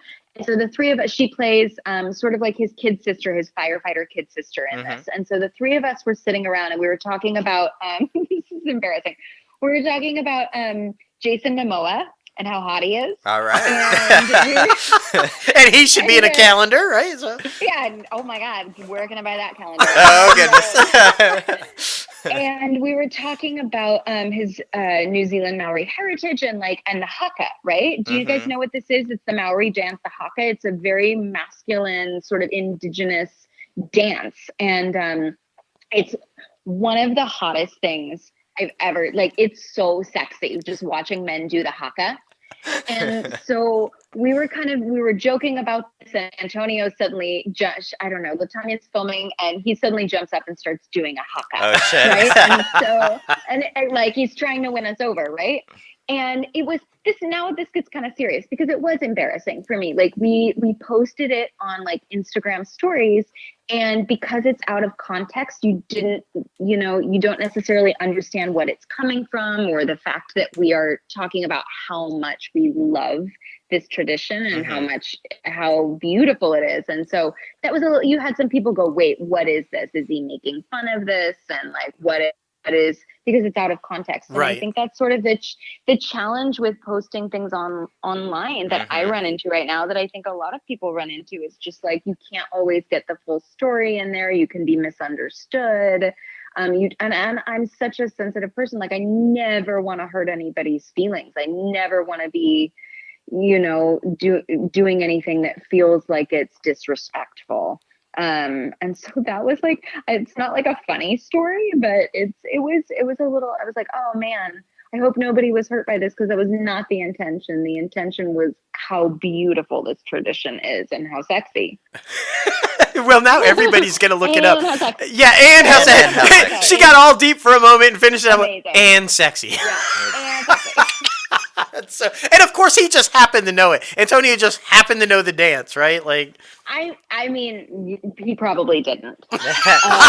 He tried to know. He tried to know. He was trying to win our affection. It is a pretty badass dance, though. I watch rugby sometimes, and sometimes people do it before. Yeah, it's an awesome tradition. Yeah. Yeah. And I mean, I just have to know. Me and Dustin were talking about this off recording a little bit earlier. What is your son's favorite movie with mom in him? I think they're just now figuring out what I do. Oh, like okay. I don't think they really understand. Well, this is a perfect example. Like a year ago, so the first time I brought my youngest with me was when I was doing what was the name of the movie? I feel like I should know this. All Summer Long? No, it was not that one. It's Hallmark. It's summer. I'm a barbecue chef. Yes. What is this movie called? I don't know. I just remember it references the Roger Staubach and the Dallas Cowboys, so it was one of my favorite. I'm just saying. I can't remember the name of it either, but what was it? Mark, right? You started with Mark. It was me and Mark Lucas, and it was in Toronto, and I brought both of my kids to the set because there was a fair with a Ferris wheel and games and cotton candy, and so they got to be in the background and ride the Ferris wheel.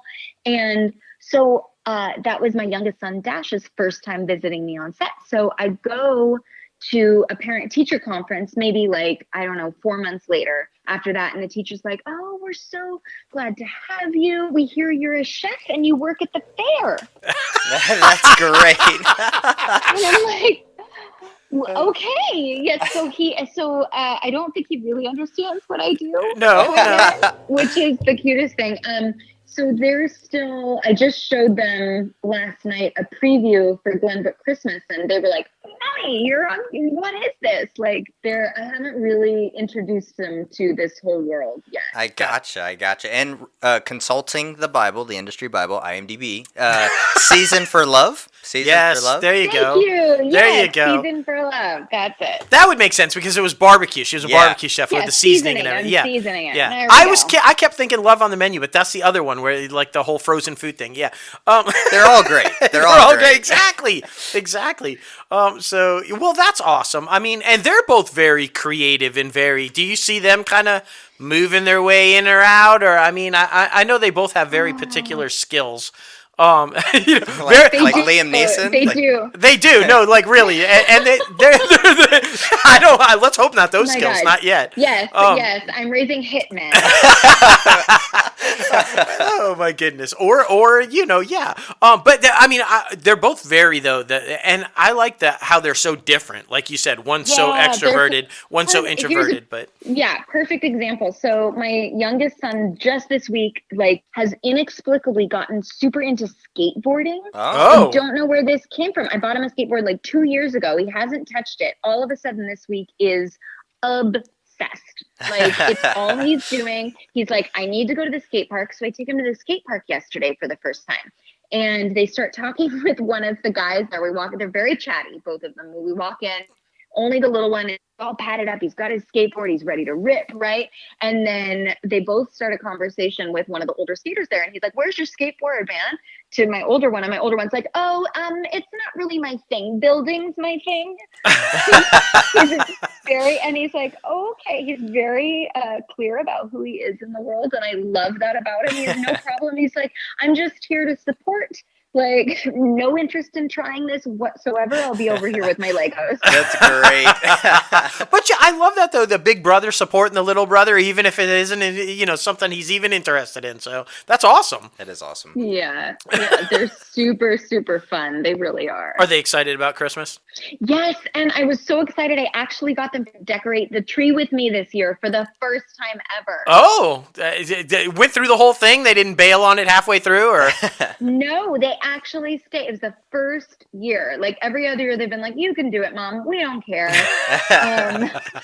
But I don't know. Honestly, this movie, okay, the art direction on Glenbrooke Christmas is so beautiful. The way that the set designers worked all of this beauty on our set, like it was so stunning. It got me in the mood for Christmas. I went and bought a bunch of decorations. I'm usually a minimalist, and this was the year they won me over. It felt so cozy and warm. So my place is all decorated. I got a little Christmas village and everything. Oh, and so maybe the boys are like picking up on my enthusiasm. That's awesome. But now they're going to expect that every year on them. Yeah. Be prepared. I know. Now I've trapped myself. That's right. I'm going to be like doing a movie until the 23rd. I'm tree. Oh my goodness, that's funny. So, well, look, I mean, we're super excited to watch it. We should say it comes out tomorrow. For everybody who's listening to the show, it comes out tomorrow, and it's at 10 o'clock. Eastern, I believe that's correct. Yes. So, and then of course it plays countless times after that, for everybody, but super excited about it because it does just look like it's going to be another huge one. Yeah. Have you ever noticed that you kind of have a trend, like every time one of yours hits, it's always like right there at the top of the Hallmark list of, most watched show on cable this week or whatever. I'm just saying, it seems to be a trend. People like you, Autumn. It's true. So that's good. So people are going to, and we need this. Honestly, yeah. I mean, like you said, we're all kind of dealing with some crazy stuff. So to be able to just sit down with your family, kick back with some wine or whatever your drink of choice is, and watch a family, holiday movie. We all need that right now. I agree. This is that year where we need content that makes us feel good. Yes, I mean, I could not have said it better. Agreed. Also, check out or think that we could renovate a kitchen. Exactly. Exactly. Oh my goodness. Well, if you haven't checked out Christmas in Vienna with Sarah Drew, that one was also very good. That one looked so good. I gotta watch that. They were filming that last year, and it's just like during Christmas in Vienna, and it looks so beautiful. It was very beautiful. That's an excellent point, though. That's a great question to ask. Like, are you guys all in on each other's movies? Are you like, is it like the little Hallmark family, a community where you guys all, watch each other's stuff and kind of like, I feel like I'm super aware of what movie everybody else is doing. I'm super supportive of it, but like, I don't actually have cable or Hallmark. Right. So, I don't even know how I can watch the movies. It's terrible. I don't know how I can watch my movie. This is not exclusive to other people. This is about my movie too. Like, I don't know how to watch my own movie. I feel like Hallmark should just send it to you. Yeah, right. Like send you a screener or something. Come on, now they can't do that, right? Something like that. I know. I need to like get on it so I can. Every now and then I'm on it enough where I live tweet with it, but I don't know if I'll be that on it this year. Yeah. Understand. Even more impressive if you're like live tweeting and you can't watch it. That's even better. That's right. Like, how does she do that? I have the link and I started at the right time, and I've been able to do that sometimes. No, but I'm aware of like what's going on the channel, and it does feel like a family, and I love seeing what everybody else is up to. I feel like I keep up with everybody mostly via Instagram and via watching the clips that they post and things like that. Absolutely. So what have you got coming up in the future? I mean, obviously COVID has kind of got like this whole kind of thing, but yeah, quarantine. What I have coming up in the future is quarantine. There you go. I think it's a perfect time for you to record your album. I'm just saying. Speaking of, you know who I think has an album coming out is Joy Lenz, Bethany Joy Lenz. Yeah. I think just recorded her first Christmas album.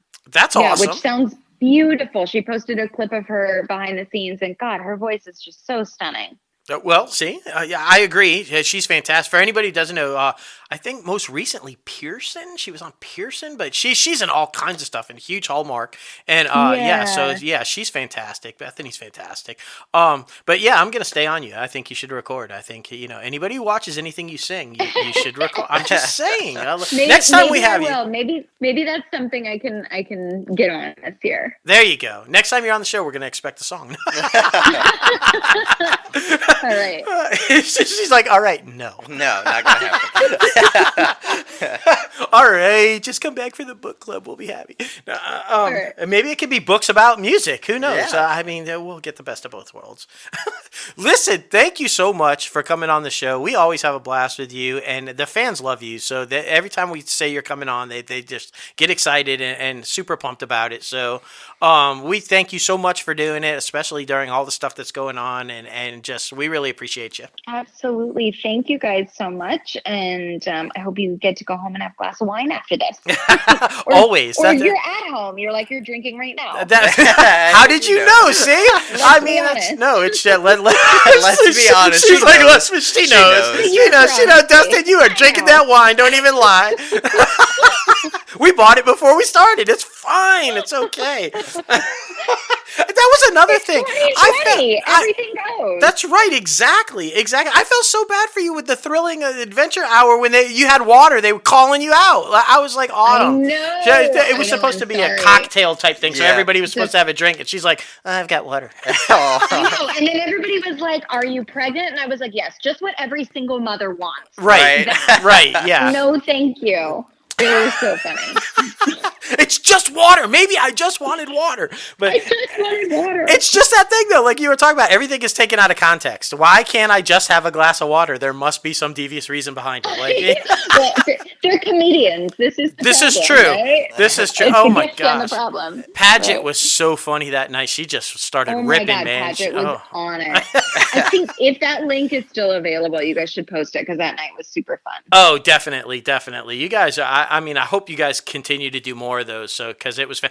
And you're going to have to share the link so that people can make sure they see with you and Hal and doing the singing and everything, especially. Yes. Okay. So the link is in my bio. I'm going to leave it up for a while and you can just go to my bio on Instagram. Fantastic. And follow the link and donate to the charity and watch everybody having a good time. We have a bunch of musical guests and comedy, and it should be a fun winter spectacular, as they're calling it. Wow, look at that. That was really well done marketing. Yeah.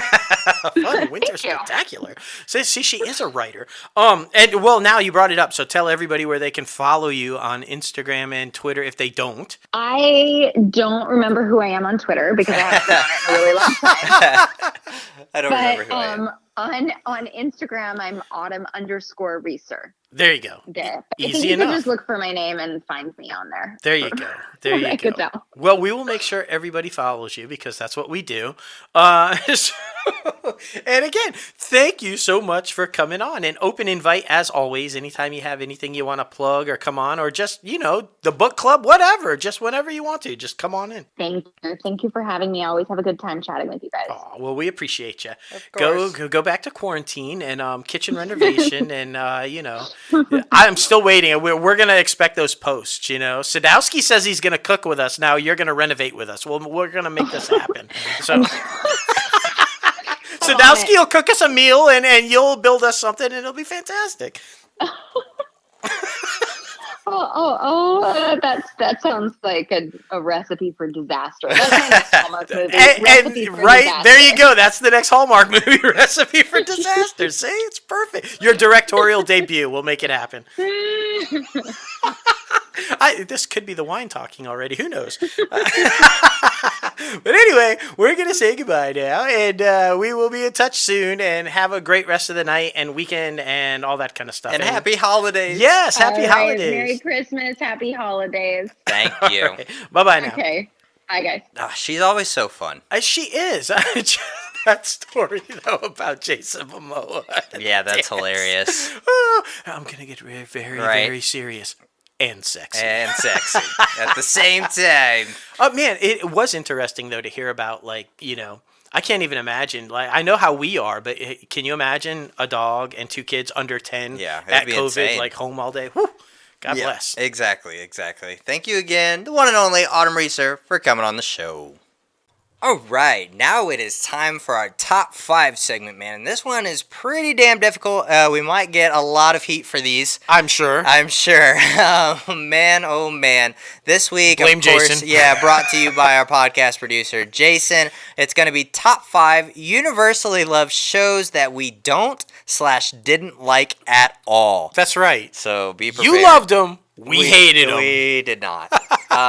We definitely did not. My first one, my number 5, goes to King of Queens. Personally, I don't know. I liked all the characters, or I liked all the actors that were in this project, but I just didn't like the storyline. Of course, I only watched it loosely, but I always thought what's-her-face there was always made off to be like a really mean wife, and she's not like that in real life, so I didn't like how they portrayed that. But yeah, King Queens, number 5 for me.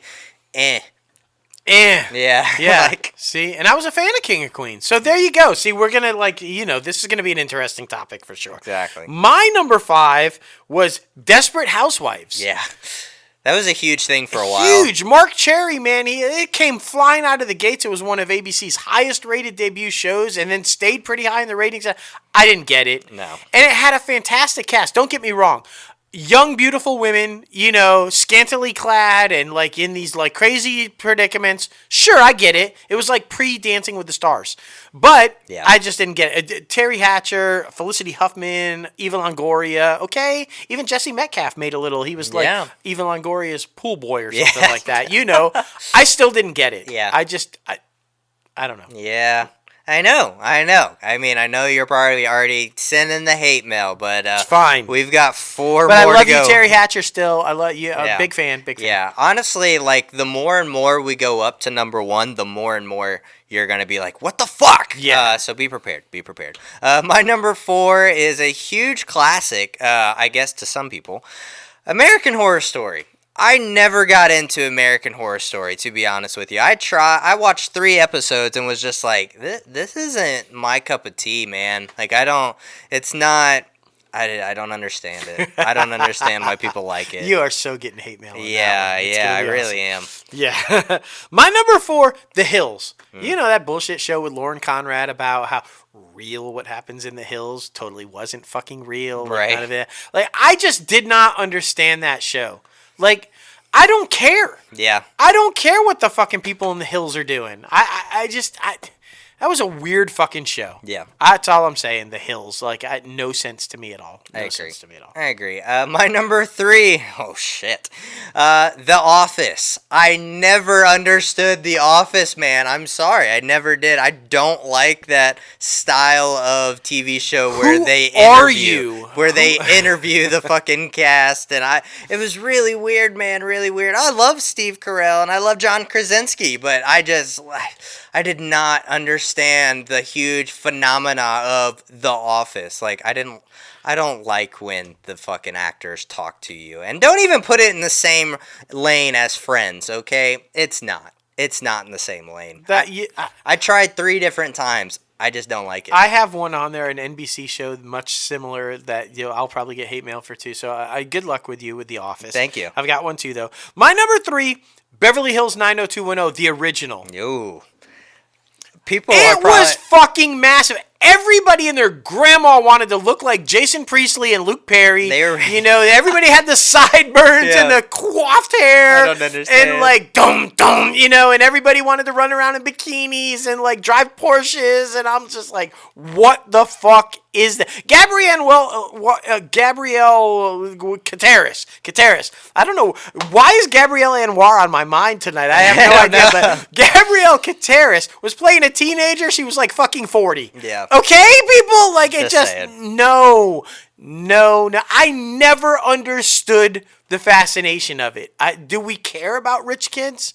Do we care about, they're playing volleyball or they're just like every other kids. They're just like poor kids. I know. They had relationship problems. They had family problems. Yeah. I don't know. Yeah. I just, whatever. You And know. I never got the fucking sideburn. I had long hair with earrings. I said, fuck those sideburns. I Yeah, a wasn't. lot of people from your generation are coming after you right now. I know. They It's fine. Really It's okay. are. Another Office-esque type of show that was huge. I mean, fucking launched fucking like Chris Pratt. Parks and Rec. I am not a fan, man. I'm just not a fan of these type of TV shows. Don't talk to me. I don't care. Fucking play out in the fucking episode. I do not care. Just fucking yeah. I tried this one about 3 or 4 different times, and it's just not my thing. Yeah. Okay. I'm gonna preface my number 2 with I love Tina Fey. I just think she's brilliant. I think everything she touches turns to gold.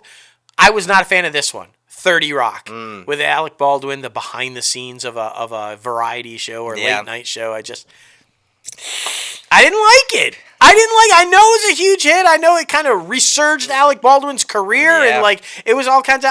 I didn't like it. Yeah. I thought it was a cheap knockoff of Sports Night. Only they were trying to do the late night show instead of a sports show or whatever. It didn't work for me. It didn't work for me. Send the hate mail. Send the hate mail. Send it. Oh man, I'm expecting death threats. Okay, I'm prepared. I'm ready for it, and it's okay. It's fine.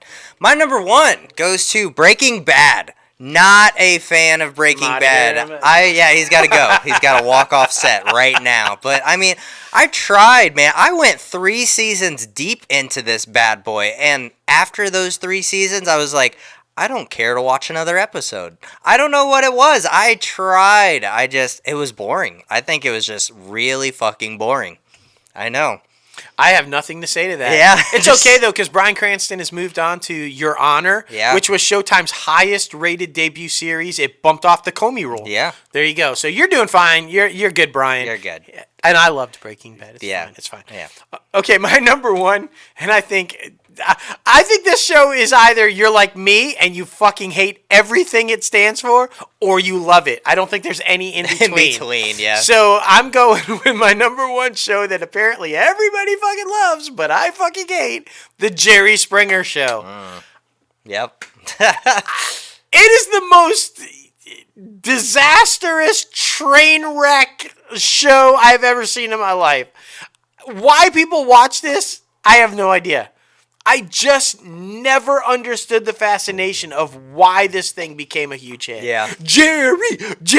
I'm like, shut the fuck up. It really was too. Don't get me wrong. I will watch that in a hotel room.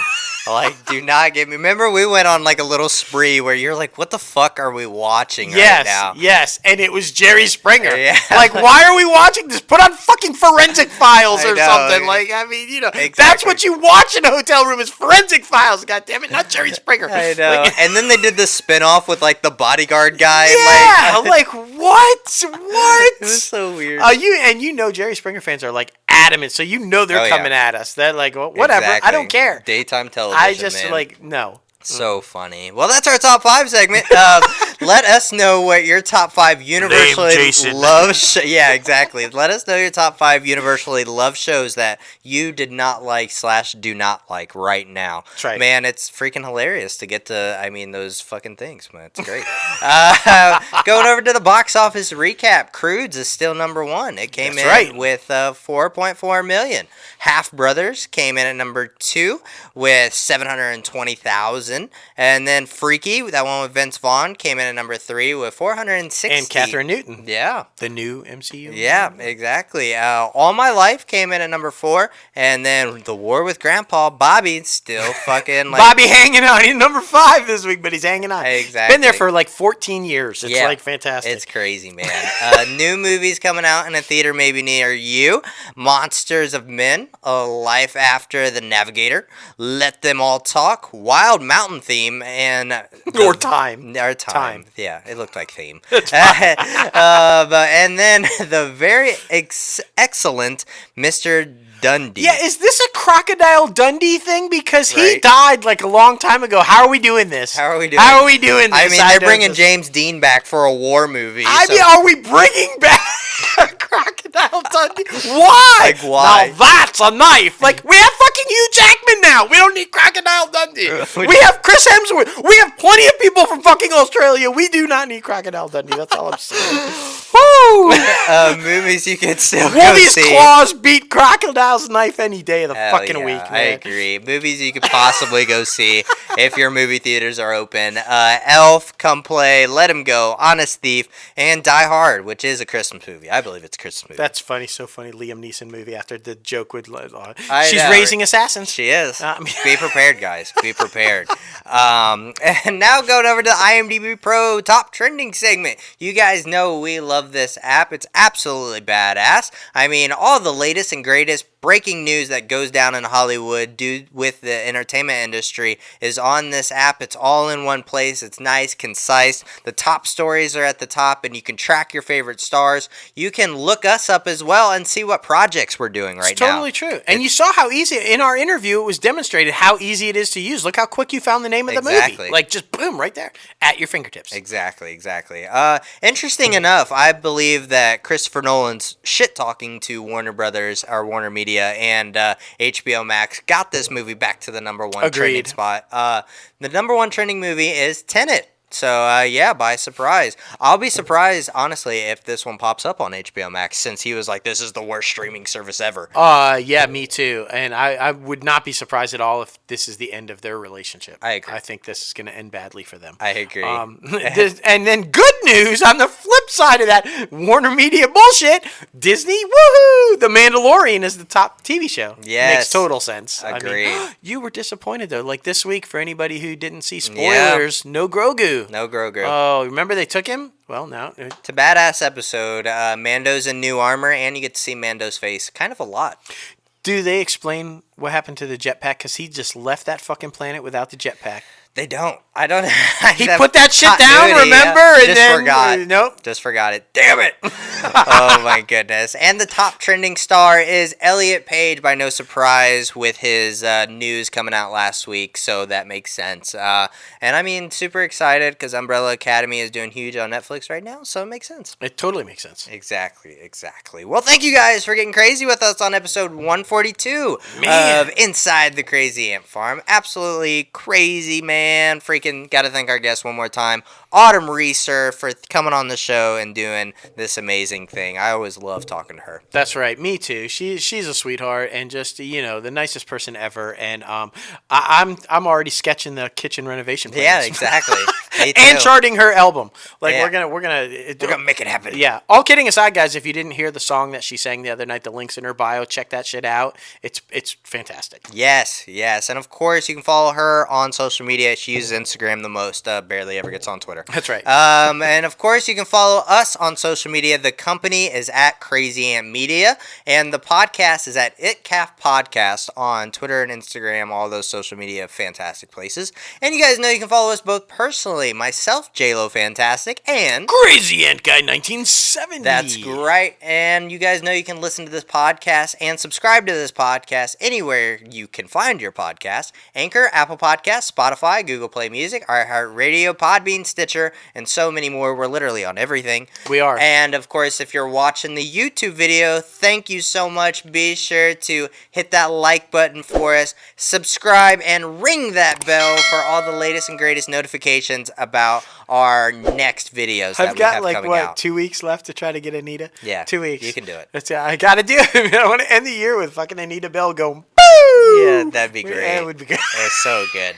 And of course, you guys know you can visit our website, www.crazyantmedia.com, for the latest and greatest Crazy Ant Media gear while supplies last. The Christmas gear is coming off the website on January 1st, so get it while you can. Damn. I know. Damn. I mean, not gonna leave it up all year. No, of course not. Yeah, it's. We might put it back up in July though, because everybody fucking celebrates Christmas in July. Yeah, I mean, you know. Man, this was a crazy ass episode. Obviously, Disney. I mean, fucking Disney was by far all the Star Wars stuff, the stuff that everybody had fan theories about what was gonna happen with Obi-Wan, Ahsoka, and fucking all the good shit. Man, Yes. I love Star Wars. And for me, the Marvel. I'm a comic book geek literally since birth. Popped Yeah. out, like, I love comics. And what an age to be living in if you are a comic book nerd, geek, fan, whatever. The MCU has just, it's so amazing. And all those fucking teaser trailers and all those shows come in. It's just like heaven on fucking earth for me. That's all I'm saying. Agreed. And I mean, you know what else would be heaven on earth if we got the one and only to come on the show? That's The right. one? Yeah. The one. Oprah!